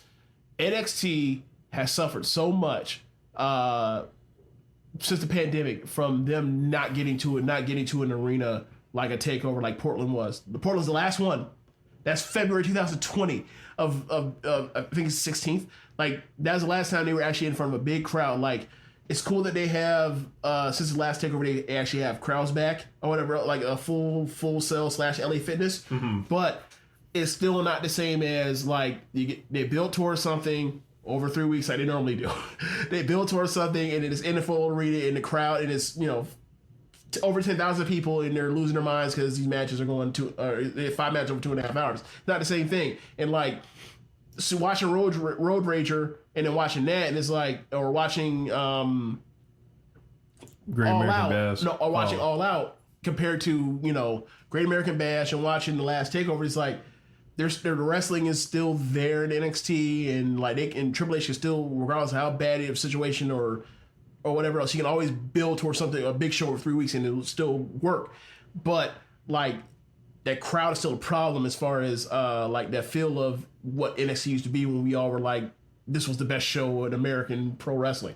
So they just got to figure a way to get back to that or get to one of those to try to go from there. With MSK, there was a story I brought up and there's oddly, the high-flying tag team good guy baby faces. Mm-hmm. What does that remind you of? The Young Bucks. So in PWG, I never thought of that before. I was gonna say this reminds me of like, you know, I don't have the exact details, but like the rough outline of like how the Young Bucks originally got turned on in PWG was like the same thing. Like they're these high flying baby faces that really don't have much to them except like their act and their moves and you know, but they did the respect match with Roderick Strong and Bryan Danielson and like they beat the shit out of Matt Jackson. Like damn near like the way the Bucks described in their book, it was like this shit wasn't comfortable or whatever. Okay. And thinking that was going to get the crowd on their side. And this was Roderick and Daniel Bryan's idea to do this. Mm-hmm. And it didn't work. So to suffice. So basically they were trying to Tommy Dreamer, but it didn't work. Right. And I think that was the attempt here with them. And then... But if it was, like, why would you go so short and why would you... Like, it has to be something because more to it. Because they're bad bookers. Like, but it has to be something more to it. I think they're eventually going to get to another... Like, if this was a good booker or this was like Triple H like 2 years ago, they do this match the same way and then eventually there's a rematch and then like there's more to it. But we'll see. And how the Bucks got themselves out of it was obviously turning heel. I think MSK needs to turn. They could turn heel rather quick. My thing is just like if they turn heel, who do they have to face? Anybody, because anybody will cheer them, be cheered against them at this rate. I don't think they're that hated. I tuned in twice and I was like, they fucking hate these guys. I feel almost like they're a mild annoyance more people like dismiss them as opposed to actually like it's a real like this test. Maybe if they turn heel that would turn and that would actually fully get there. But I'm still trying to figure out like I feel like they're fighting against the grain right now, like trying to go the respect route and all that stuff. It's like, bro, just fucking flip them. Like, I mean, they gotta. If they do that, they got to get their ducks in order and turn some people face in the tag team division first. Like they could turn Gargano in Theory, which is another problem because it's Theory, but Legado because they like Legado anyway. They got to do some work because like they're very thin on the babyface side of that division right now. Yeah, maybe bring in Mandrews and Morgan Webster. Who knows? Yeah, that's all I want to say about MSK. Okay. Is like I'm just like. Man, like, I don't know what it is, but they getting booed. Yeah.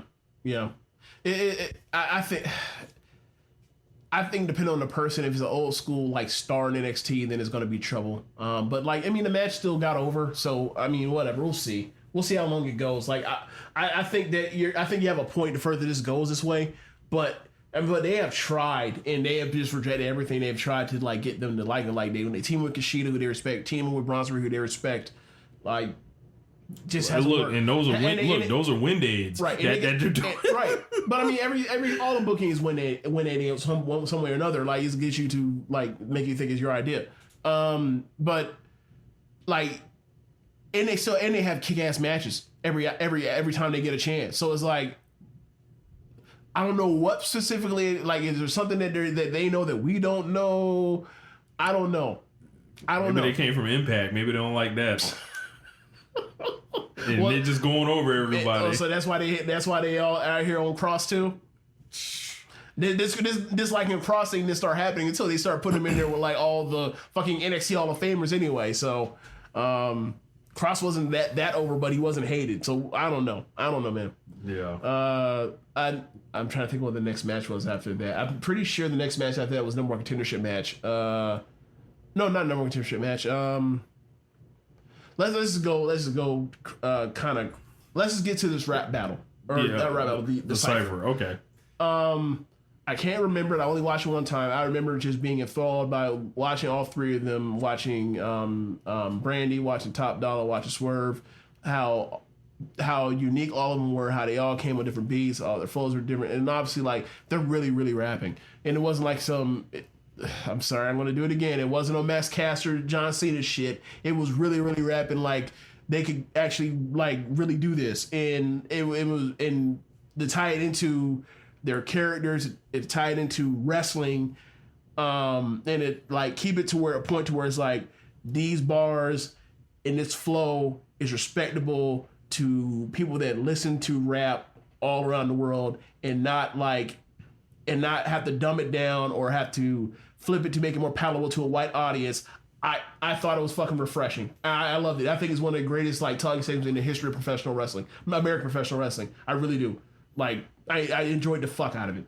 Yeah, I saw it and I was like, I don't know if I was talking to Swerve before or right after it. I think it was right after it. Or whatever, and I was like, I sent him some words of encouragement, and just told him how impressed I was, like to see what he was doing. He was doing double time and all this other stuff, and that stuff is really not easy to do. Hard live, yeah, doing it live, and like they're not rapping over vocals, and Top Dollar's got all the confidence in the world. Brandy's like, Brianna Brandy's like swaggerific, and my only thing was like, man, this is like, it's so cool, and it's just like, I don't believe NXT is going to, or not even NXT, WWE is going to actually know how to utilize this. It's like just this dope thing that happened, right? But I feel like the end game is just something that's not going to happen. Like, I'm privy to information, so like, there should be an album coming out. There should be like some type of like mixtape or EP or something. And it's like they're doing all this stuff to allow them to be over like this. I don't think this is going to translate into people hating them. I don't think this is going to, unless it's like, the other side of this, which is there. Oh, they're two blacks and now we hate them? Oh, yes. Like there's that. They could lean into that. They could lean into, Swerve having a North American title and be like, hey, why don't you like the USA? And, they could do that and get this dream storyline popped off. But I think this segment was incredibly dope. I think that it did not help them with their wrestling characters, though. I think it just helped them, it helped them more outside than actually in the wrestling world. Like, if we played this for people in our friend group, they'd be like, oh, that's tight. They got anything else we can hear? Nah. Like, they got the one song. Like, that's it. And then it's like, it's just, they're not going to go all the, like, I don't know if they're going to go all the way. Like, I won't say they're not going to go all the way with that, right? But what I will say is, like, they are creating a demand for something and they don't even know it. Maybe. I didn't think of it as far as down the line. I was thinking as like they were doing something real dope, and that was more or less the end of it. It was a championship coronation, and like you think of what these championship coronations all are, like either somebody they celebrate and they move on, and it's just standard fare, or someone interrupts and their next challenger, and it's like. This was to break the trope. I'm glad no one interrupted them. The thing for me is like I think it's dope that like they had their own version of their own champion celebration, and it was like this is original and there's not tropey at all, and doesn't fall. There's no balloons falling down. There's nobody in a fucking suit. Rah-rah in the crowd or whatever else. Like they were like, we're gonna come out here and entertain you, and then sit in a different way than what you're used to. And I thought it was like really refreshing on NXT. That's just like. Rock music and like screaming rock music over and over and over, and it's like you're actually making use of. And people criticize people have criticized rightfully so like Triple H and booking and Road Dogg and Shawn and like not being hipped and not in like their old fan base. Is like this is something that like if this is something that should have made a world star and got like traction. Yeah. I don't know if it did. Like it's something that should have and got like clipped around and sent around, and people were like, oh, these are the things they're dropping the ball on. But I don't think. But WWE doesn't know those avenues. I thought this would be something that like just from sheer inertia of like word of mouth, it would have traveled. Mm-hmm. But it's NXT on a Tuesday, the same night as the finals. Yeah, like it was up against something that they couldn't overcome, even if they were on their bet, if it was like optimal. So like I don't know how to. I don't know. I just don't know what to do with it. I got to check the YouTube views on it to see. I haven't looked. How I haven't looked either, but they definitely should have been trying to promote this to. They gotta like if they know what the demo is for this, like they have to attack the demo, and they're doing a good job with like WWE lately is trying to make certain moves. I can see like. They're linking up with the Rolling Loud Festival and all of that. I didn't know that. They're going to do SmackDown in a couple matches there. It's like a split taping. They're going to be in Cleveland. It's going to suck for the Cleveland crowd because they're going to cut to the screen. They're going to be at Rolling Loud. So they're going to fuck that part up. But I just hope people know that just putting the wrestling there isn't like black people may think this shit's goofy too. But I applaud the effort for them to try to get that. But it's just certain things that since the people in the company wouldn't know what to look for, like World Star. Like if you were backstage, you'd be like, okay, how do we make this even bigger? Mm-hmm. And you'd be like, all right, we need to throw 10 stacks on a World Star promotion or some shit like that. Oh, I mean, if you're saying like that, then that's just not gonna happen. Yeah, because WWE thinks that everything they do is doing you a favor. Right. I think they're incredibly dope. I hope that they can get as much out of this as possible. And I don't know who. I'm looking forward to see whoever Swerve is going to work with next for the North American title and all that. And I think this is something very unique, and people should rewatch this and don't think of it so much as these wrestlers just do. I mean, you can think of it however you want, but look at what it takes to get up there and do that. They're not cutting wrestling promos. Yeah, they're performing. That's the reason why I was so impressed with it. Is they have to enunciate this with no backing vocal, and the only people because they're giving the aesthetic of, or I don't think they were giving the aesthetic if it was a freestyle, except for when Swerve pull up that mic stand and give you they're in the basement, but they were giving you we have to enunciate this and we got to hit this and we're doing this in front of a live crowd and we got to in the timing from the audio to the space. I don't even know if they have earpieces in. They just got to knock all this stuff out, and that's a high bar for live fucking television. And also, they cleared it. And they're in front of that crowd who ain't really giving them much. Right. So. And I think that's why they shot so tight, because they didn't know people they were sitting there what am I seeing? They don't even know what they're saying, or they don't even comprehend all the incredible stuff that just happened in front of them. It was really, I don't want to say disheartening, but it was I sighed and rolled my eyes when I listened to Brian and Vinny this week, and they went over that, and they were in Alvaro was just it was fine. I was like, Dave loved it. I haven't heard Observer, but like but like Vinny was like, this was great, and but he said it was great, but he didn't go as far as we just did. But he said it was great, but that's fine. But like Alvarez just be like, it was fine, and shrugged. I was like, yo, I'm sorry, man. Like I've seen you get fucking excited for Jinder fucking throwing chops. Like, no. No. I need more. I need more. Like, this is like one of the best things I've seen all year. Yeah. That may look. Unfortunately, that may end up being the story of Hitrow. And I hate to write their legacy before they've even had a chance to, but like, I hope people realize what they're watching.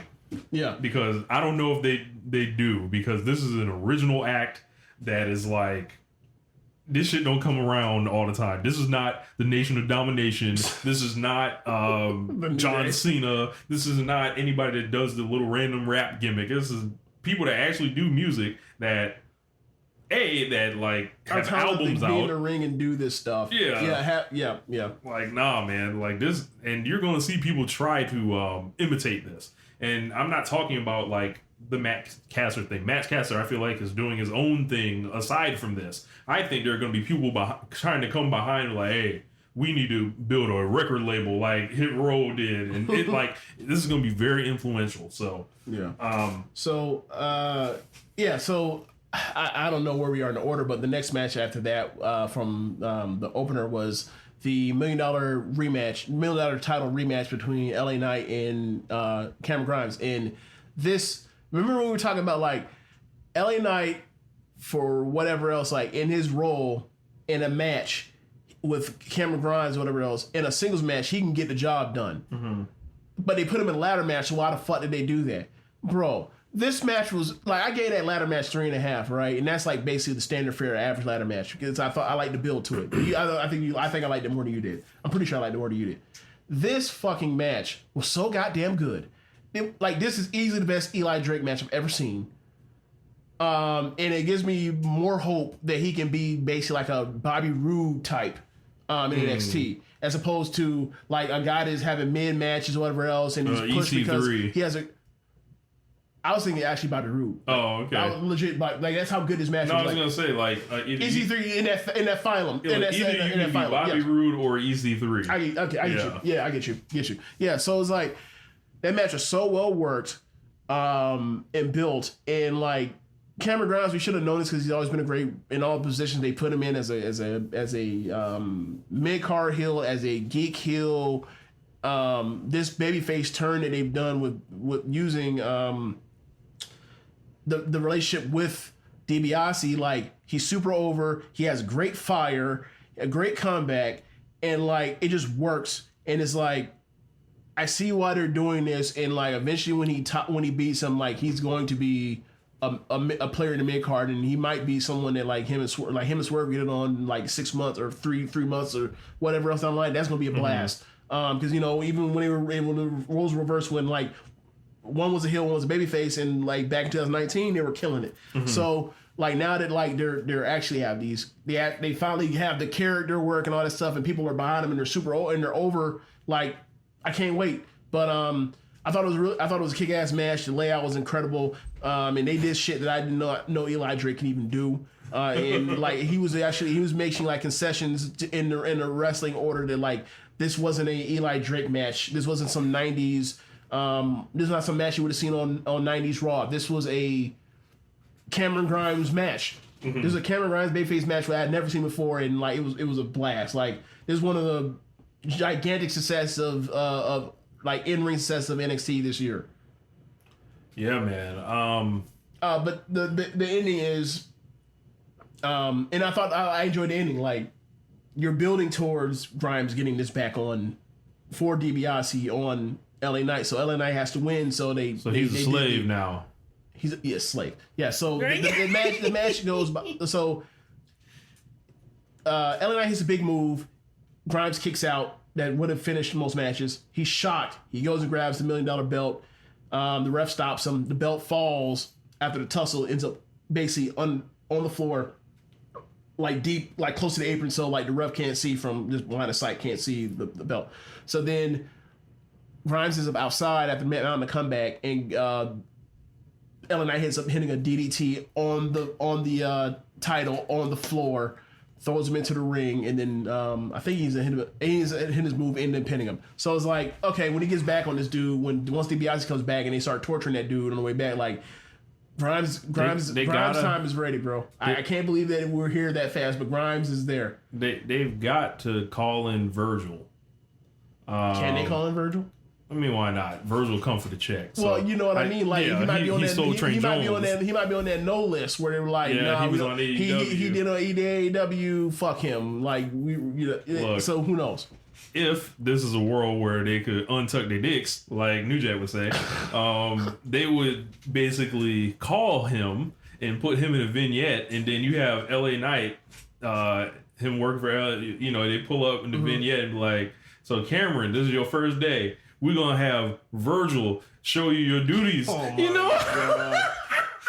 Did you ever see LA Knight turn on DiBiase? Yes. Okay. Oh, yeah, you did see it. Yeah. That was great. It was well done. It was well done. I hate his guts. Look, and he's still coming out to that terrible theme song. Yeah. So. Yeah. Like, he does that thing. That's how he says, yeah. He's like, yeah. Look here and sell. Like, So, next match after that, the women's tag team title match. You have the champions. I almost blanked on the names of the champions. Fitting. The champions more. Candice LeRae and Indi Hartwell versus Io Shirai and Zoe Stark. And this match was just there. They did a lot of stuff. It was for Io Shirai match, it was there. It was there. This is one of her weaker matches that had any kind of feature length. It's just Indi is far behind the other three, and it stuck out like a sore thumb. But it just ultimately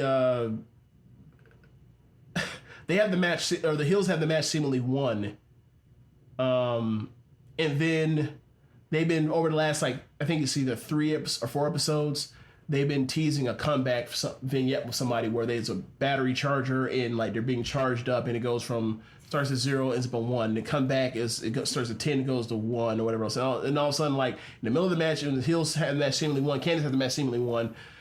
His 100, Tegan comes out. Apparently people forgot that like they were literally going into Tegan versus Candice before Tegan blew out her knee again. Yeah, like remember, like she was trying to get. They were bringing. This was like at the beginning of the Gargano the Wade family thing when they were like trying to get Tegan on their side after Candice had turned heel, and they were like, well, you've been my big homie, helped me out when I first got here, and I'm following you. And then eventually it reached the line where it's like, nah, you too far gone. We're gonna have to do this, and then she tore ACL. I remembered it because I watched it NXT every fucking week. Yeah, bro. But like, it just no memory of that. Yeah, I mean, bro, they put a picture of her and said she was dressed like Craig on Friday. I saw that. Bitch, I was hollering. It's funny because like that's the second time I've ever heard anyone mention like that little person looks like like Craig on Friday. The other time was when when Craig, it was Debo. It was Adrian Peterson at the Sugar Bowl when Trevor Knight had beat Oklahoma. That man was dressed in that flannel. It was like, look how sweaty man. That man was like Debo. But comes out, distraction. Zoe Stark comes out and hits her, or actually whoops Candice's ass.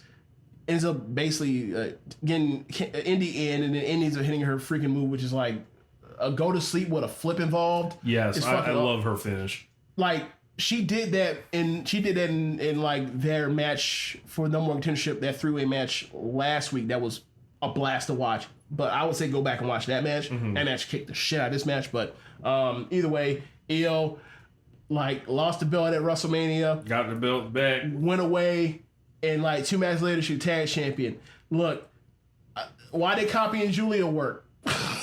Why did copying Julia work? At least when Julia lost, so Io wasn't gonna start from the bottom. No, neither did Julia. She fucking main evented that show. But yeah, it's just like. And then Tegan Knox was called up with Shotzi Blackheart. Yeah, so like that got blown up. And that's the thing with NXT, regardless of how good it is, whatever point in time, like ultimately it's developmental. So like, if it gets blown up, it gets blown up because it's developmental. It's supposed to, that's what it's supposed to feed the master. Man. Now when they screw up Tegan Nox or whatever else, that's on them. Look, God bless her. Like I don't like her knees on borrowed time. Anyway, she out here like Brandon Roy. At least she's on SmackDown and not on Raw, and I'll leave it at that. Yeah, you can fuck around getting that Rhea Charlotte orbit. My God, I wasn't even talking about that. Oh, the Eva and I wasn't even talking about that. Alexa Bliss. I wasn't even talking about that. Oh man, I'm talking. Never mind. If you'll get it eventually. Yeah, I don't know the roster. But yeah, man. But, you got hurt tonight.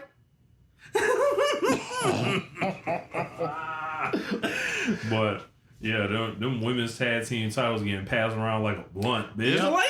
Yep. They've done it too much. If they had done they should have. If it had been 2 champions in 4 months, fine. It'd been even 3 champions in 4 months, fine. But 4 and 4 is like, all right. Like y'all are clearly using it just to get women on the card. And I don't blame you because like the stories are fine, but it's just like there was no need to make Raquel in Dakota the champions if you were going to make Raquel the actual singles champion like 2 months later. There was no need for that. Then we had everybody already knew she was on the way up because that's why you have Dakota eating all her pins for her. And we had the main event. Not the main event. We got a storyline, or we got a segment. Regal and Samoa Joe bring down Cross and Gargano to set up their title match for next week. Gargano basically fucking eviscerates Cross. Cross basically does the typical, "You're a little man. What do you think is going to happen when we wrestle?" Which is like, we're going to have a fake fight. That's what's going to happen, guy. Like, so you wearing your wife's jeans. Yeah, she says he's wearing wife's jeans. Gargano's like, "Bud, I've been in your head for weeks. You suck." And the crowd's like, "You suck, you suck, you suck." And then he's like, "Look, man, like, why would Triple H do this to him?" Bro, because he's the Roman Reigns. Like, he's the heel, and he's the person they're positioned to be the star. The person they're pushing is him. Like, how your story is like, there is no person that's going to come and topple him. Like, he's the guy. And so they make him the heel so they can just put him in the main event versus whatever NXT Hall of Famer that's still around that he's going to fight, and that person is there to carry him to great matches. And it's fine, whatever. Like, it's already been successful, relatively speaking, between Finn Balor and that 5-way match. So whatever. Like, the matches are getting done in the ring, so whatever. But so after he leaves out the ring, Gargano leaves out the ring, after all this, he goes, "Hey, man." Oh, yeah, so they also announced that next week it'll be Gargano and Cross for the NXT title. And Samoa Joe will be the special guest ref. And he will not act unless he's obviously been provoked. He has a shirt that says "Provoke Me." I did not know that. So I won't provoke. That's a funny shirt for him. He's like, who the fuck want to provoke Samoa Joe? He'll kill you. So as Gargano gets out the ring, he said, "Funny you mention my wife. You couldn't lace her boots." I was like, God damn, they on his head. They on his head. So, yeah. Did you notice Scarlett was not with him? I did notice that. I noticed that because, like, I think he does better or without her involved. I think she is, like, pulling focus from whatever he's trying to do at the time, which is being like making weird faces and like just kind of being just a side ornament. She doesn't really, like, she's a valet, but she don't even really get to talk. She's there. Yeah. So anyway, the main event match, Kyle O'Reilly versus Adam Cole, a fucking banger. I gave this match 4.5 stars. I enjoyed every second of this match. This was a takeover match, and it had in front of Full Sail. And it was funny. It was 40-60 Cole, but it wasn't like anything like the MSK shit. I thought it was a cool story they told. Went to the match with Cole with a bad knee. During the match, Cole hurts O'Reilly's knee, and they did big moves and kick outs, and by the end of it, Cole ends up hitting a Panama Sunrise on the floor, gets him in the ring, and hits a couple other things, and then I think his last shot after that, and he ends up getting the win. It was a back and forth match. Anybody could have won. Cole ended up winning this match. And Cole, given that he was talking shit with Cross and whatever else, like, I'm assuming that's where they're headed for TakeOver. And that's a really big match. And then you can go from there and figure out, you can still figure out, like, giving him some adversity to overcome to eventually become possibly the champion. O'Reilly gets set up and he's on the road back. Fine by me. I like the spacing of where they sent him, that position towards the end of the year for potentially winning the belt or whatever else. If they ever do that, I don't know. Yeah, I was gonna say they're gonna punt that shit to, like, look, if he's war not, games he or doesn't something. necessarily look. I really enjoy what they do with him. He always has kick-ass matches. If they don't make him a champion, they don't have to make him a champion. But either way, that match position to where, like, he's going to be at the top, like, second or third from the top on whatever they figure out. Like, if they do a Roddy match, if they do him and Dunn, or I think they did him and Dunn too much, like him and Gargano, for example, like, it will be there. And, like, fine, because Cole's still the biggest star in NXT, so may as well do that. May as well do him across on singles. May as well. Have they run it as a single? No. Okay. Man. He almost got the single when he talked shit to him a month ago, and before the 5-way. Yeah, gotcha. He tried to scam his way to getting there, even though he lost his scammer. He's fucking lost the main event of that takeover to O'Reilly. Man, I guess there's only one thing left to do, James. What's that? I gotta hit the music.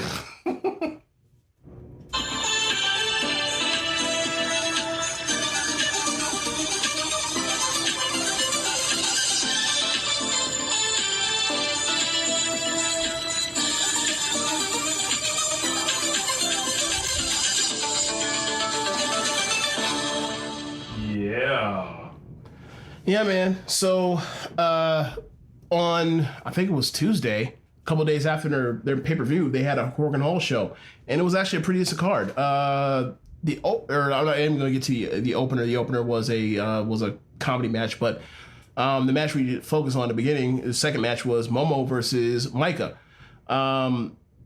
Pre-match promo, Micah says that she wants to recruit Momo into Donna Del Mondo.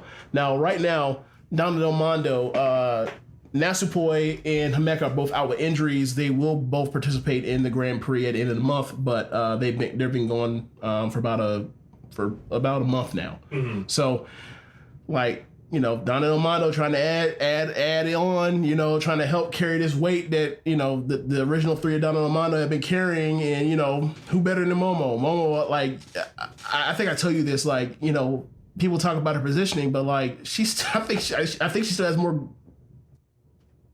Yeah, Momo, like, still has, like, as many good matches as anybody in Stardom. Like, I think I looked at my list and it's like she was still, like, number one, I think, as far as most good matches. And you get another very good match in this one. Like, Momo, her pre-match promo was like, I'm going to show you where my true allegiance, like, lie in the ring. And then, like, they proceeded to have a standard, like, Grand Prix match where, like, Momo was like 2019, where she's just on top. And she felt like it, when she was the champion, she was on top talking shit, and you gotta fight her back. And it's, she hasn't really been wrestling that kind of style in a while, where it's just like more match has been back and forth, as opposed to like she's on top and she's just like disrespect kicking you while she's standing over the top of you and forearming you while you're trying to fight back to your feet. And it was really fun between those two. She ended up working over Micah's arm in the match, and Micah, power wrestler. Judo girl, and she, they end up her fighting through, and she's a really good seller, so it just worked. And they end up, by the time she with that bad arm, you get that top or that second rope superplex, like, it was gone. What do you think happened, Rich? What do you think was the finish? A draw. A 15-minute draw. You are correct, sir. I saw something on Twitter. James, are you aware that Stardom has done 29 draws this year? That's it? Apparently, that's the stat. So 29 draws, which would mean that like that sounds low considering I feel like I see a draw on every single show. I think they've done more than 29 shows already. So that's why I'm saying that's it. Like if you had told me 35, man, like sounds about right. Like bro, there was one show. I want to say it was like before the April pay-per-view where like they did back-to-back draws. Mm-hmm. Yeah, I think I saw someone write, find someone that loves you as much as Stardom loves booking draws. I mean, it's definitely there. It's definitely there. So, next match on the show, you end up getting, if it's low for me as I can see, you end up getting Shuri. I've been waiting to use this, after one of those draws. You should definitely use that after that fucking Utami and Shuri match. My God. Oh, you bastard. You know you got me. God damn it. Shuri and Julia versus Roka and Konami. Obviously, this match got rejiggered. It's supposed to be Konami and Natsuko. Then they're probably going to be in the next contenders for the tag titles. But Natsuko tore ACL. So that stinks. Basically, this match. So you probably don't know this, but Julia in this year has had like these mini feuds and matches with like focused on like people that she's just bullying because she's better than, and they fight back and it's fun. Mm-hmm. So her versus Starlight Kid, notably because they had a Valentine's Day weekend match that was one of the best matches starting this year. That match is damn near 4.5, and her versus Roka, the 16-year-old sloth-footed girl. And like, so she has figured out a way to make these matches enjoyable, even in spite of the fact that like this is the biggest person, the person they push the hardest in the company versus like potentially like the worst wrestler with experience in the company. So like they made that work. But then you obviously with that focus on the other end, you have Shuri and Konami, and you know what they're doing. They find them trying to tear each other's arm out their sockets, and what you saw at the Budokan Hall show. And so that match was very fun. At the end, Julia ends up getting the best of the 16-year-old, and we move on. But it was a fun match while it lasted. I didn't. It's like a 3.25 type deal, but it was fun. So main event. The only three people that are active as stars right now: Mayu Iwatani, Kaguma, and Hanan versus Starlight Kid and Black Kid. Rina. No, it's not Black Kid. It's Sakushima. Black Kid was when she played heel at the Halloween show 2019 that I was telling you about, like, when I said like I've actually seen her play heel once before. She's actually good at it. But yeah, she's still Starlight Kid for now anyway. Who knows if they change her name or whatever else, but she's Starlight Kid. And have you seen her new gear? Yes. What you think? All right. I prefer the traditional. All the colors and being the traditional Starlight Kid. Yeah, I mean, you gotta have some issues. It's like, oh yeah, the best baby face in the fucking world, and you turn her heel. Okay, like I get it. Look, it's kind of funny seeing like her and Azumi interact. Oh, they had a match leading up to the pay-per-view that they ended up doing interference to get out of. Yeah. With DQ. And it was like, it was weird because it's like, y'all always loved her, huh? I don't know if they mentioned it like that because actually, I'm making this up myself. Okay, you're doing okay. You're projecting, but because they didn't even have promos, but like it was interesting because like normally this is just a back and forth, but it's like you can see the Starlight Kid doing more, or actually just kind of like it was just weird because like they were heading towards the progression of what they were going to make her as. They were like progression towards being from like neutral to evil at that point in time. So like, but whatever. Back to this match. This whole entire match is building towards when are we going to get Mayu in the ring with evil Starlight Kid, who's fully realized is evil now and is cheating and is with the Oedo Tai shits. And like at the beginning of it, they had Hanan in there, 16-year-old, just in there getting beat on forever. And then they finally got to it, but Kid's in there for most of the match, and Kid as this heel, like she has this figured out as far as what she what's her plan of action as a heel. It's like it's not much changing, but she's more aggressive, and she'll do stuff like she'll do this deal where she'll have you over the on the hanging over the middle rope from the inside out, and she'll basically like I think you've seen her ever hit the DDT on the apron. She'll grab your hair and basically like hang off the apron. Like she like the viciousness is there. Like and she also, you know, over this year she has worked in like a Tequila Sunrise as a submission. And she incorporates that and works the leg or whatever else. Like, so, you know, she's a fucking great wrestler. So she figured this all out. But they get to Mayu and Starlight Kid, and boy, like just forms are flying and they beating each other's ass, and just like, you know, like we'll see how this goes in the future if they ever have a singles match. I don't know if they're in the same bracket or same block this year. I don't remember, but like. Her as a heel just work or whatever else. Maybe they don't need to like just end this shit quickly, but basically get out of it with run in, DQ, and Mayu. I'm sorry, and Konami gets on the mic because no Natsuko, and she says, "You know what? You still want Kid back? I got something for you. I'll give you another match. You keep one. You say you're gonna win her back. Remember, they're gonna win back Slave. Starlight Slave." It says, "All right, I give you a match. It will be 5 members of Oedo Tai and a gauntlet match versus Mayu Watani. Yes. Yep. Starlight Kid will not be one of the 5. So, if I remember correctly, that's Konami, Saki." Rina, Roka, and Fugaken Death. Look, Jericho and Mayu out here getting fucked. Like yes. But it's a gauntlet match. So, but the thing is, it's a gauntlet match, but it's all over the top rope. No one's getting pinned. Yeah. So Mayu's like, just wait, hold on. I agree. Just wait and hold on, and it's in a week or two. So just wait and hold on. I'm going to get you back to Stars. Like Starlight Kid belongs to Stars, and Stars needs Starlight Kid, and Starlight Kid ain't saying nothing. I'm just thinking like she about on the last one. Starlight Kid gonna get up on the apron and yank her ass, and I'm gonna be fucking like, God damn it, I hate you, Rossi. You bastard! Like, you have the best defense in the world, and she's this fucking gigantic draw, and you know, put her in Oedo Tai to be with the shits. Whatever, man. Whatever. I already know how it's gonna go. It's always a heartbreak for Mayu Watani at the end. All her friends leave her. Always. Fuck. Yeah. So, the main event was a trios title match. It was Cosmic Angels versus Utami, Tall Sai, and Azumi. And very, very good match. I wouldn't call it great, but it was a very good match. I think I gave it like 3 3/4. Match with 22 minutes. Tam's doing most of the heavy lifting in it. And for the last third of the matches, Azumi and Tam and people running in tag team combinations.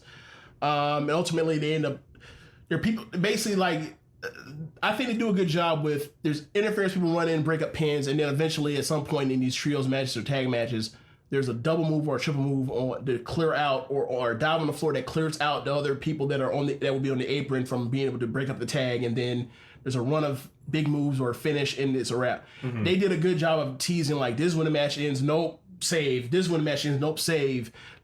2 people come in and, you know, interfere with one legal person, and maybe they thwart them, maybe they don't. Mm-hmm. I thought it was a really good job. And then ultimately, Cosmic Angels are clearing the ring out, and it's just Tam and Azumi's finding her ass off, but Tam ends up laying her out and then hitting the Tiger Suplex for the win. Very good match. Tam talks about, you know, the match with Saya, talks about the Futures match. It talks about how, like, you know, they were at each other's throat, but like, you know, they've calmed down, they're good now and everything, and they're all in good spirits. And then Saya talks about how she wants to be a triple champion because Mina gave her another shot at the Futures belt, and she's going, because she eliminated Shuri after Shuri had to pull double duty with Utami early in the night at that semifinal for the Cinderella tournament. She wants to face Shuri for the FWA belt. And I was like, that's some shit you never want to do. Yeah, just stay away from her. So this weekend's past shows, that match was one of the main events, I think. So I haven't seen it. It hasn't came up yet, but like I can't wait because I remember when they doing that Unagi 7 singles series or whatever else. The last match was Shuri, and Shuri beat the dog shit out of this woman and told her, you got potential, but you are far, far, far away. I remember so that. You want to see like the progress she's made over since she's like kind of leveled up a bit. So like the match will be more competitive, but don't get me wrong, like Shuri's gonna beat the brakes off her, and it's gonna be a blast. She's one of the most entertaining like offensive wrestlers we have. She's like, because like it looks like it hurts because it probably does, and she's so good. So yeah, so you know after that like they're all hunky dory and they leave off or whatever else, and that was the show. You know, next week we'll give you the updates from the week shows we're talking about, and we'll be able to detail the level of whoopery that Shuri puts on poor Unagi. But yeah, that's pretty much all I got. Yeah, man. Yeah. Cool, man. So I think that is going to wrap up the show. So before I go, I actually watched Boys in the Hood yesterday. Really? Yeah, and then today it's like a 30th anniversary or something like that? I found out today was the 30th anniversary. So as we go off the air, I just want to say R.I.P. Ricky. You want me to do like closeout reads and everything after that? Yeah, are you really showing me his program from his obituary, his funeral program? Is that really what you're doing? I have retweeted what I just showed James. Find it on my Twitter and enjoy the laughs. Gosh. Y'all know where to find everybody. We out. Later. Your car doesn't get much of a summer break.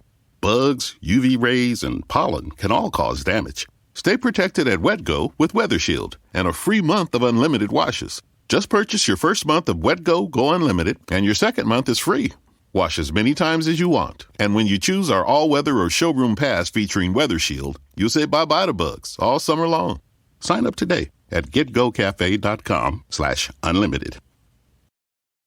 In the Smoky Mountains, it's not just about getting away. It's about getting together to zoom across a zip line, splash down at water parks, shop till you drop, and say hello to the statue of our hometown hero, Dolly Parton. This year, discover the thrill of visiting the Smokies and reconnect with those you love the most in Sevierville, Tennessee. Learn more. Visit Sevierville.com. That's visit SEVIERVILLE.com.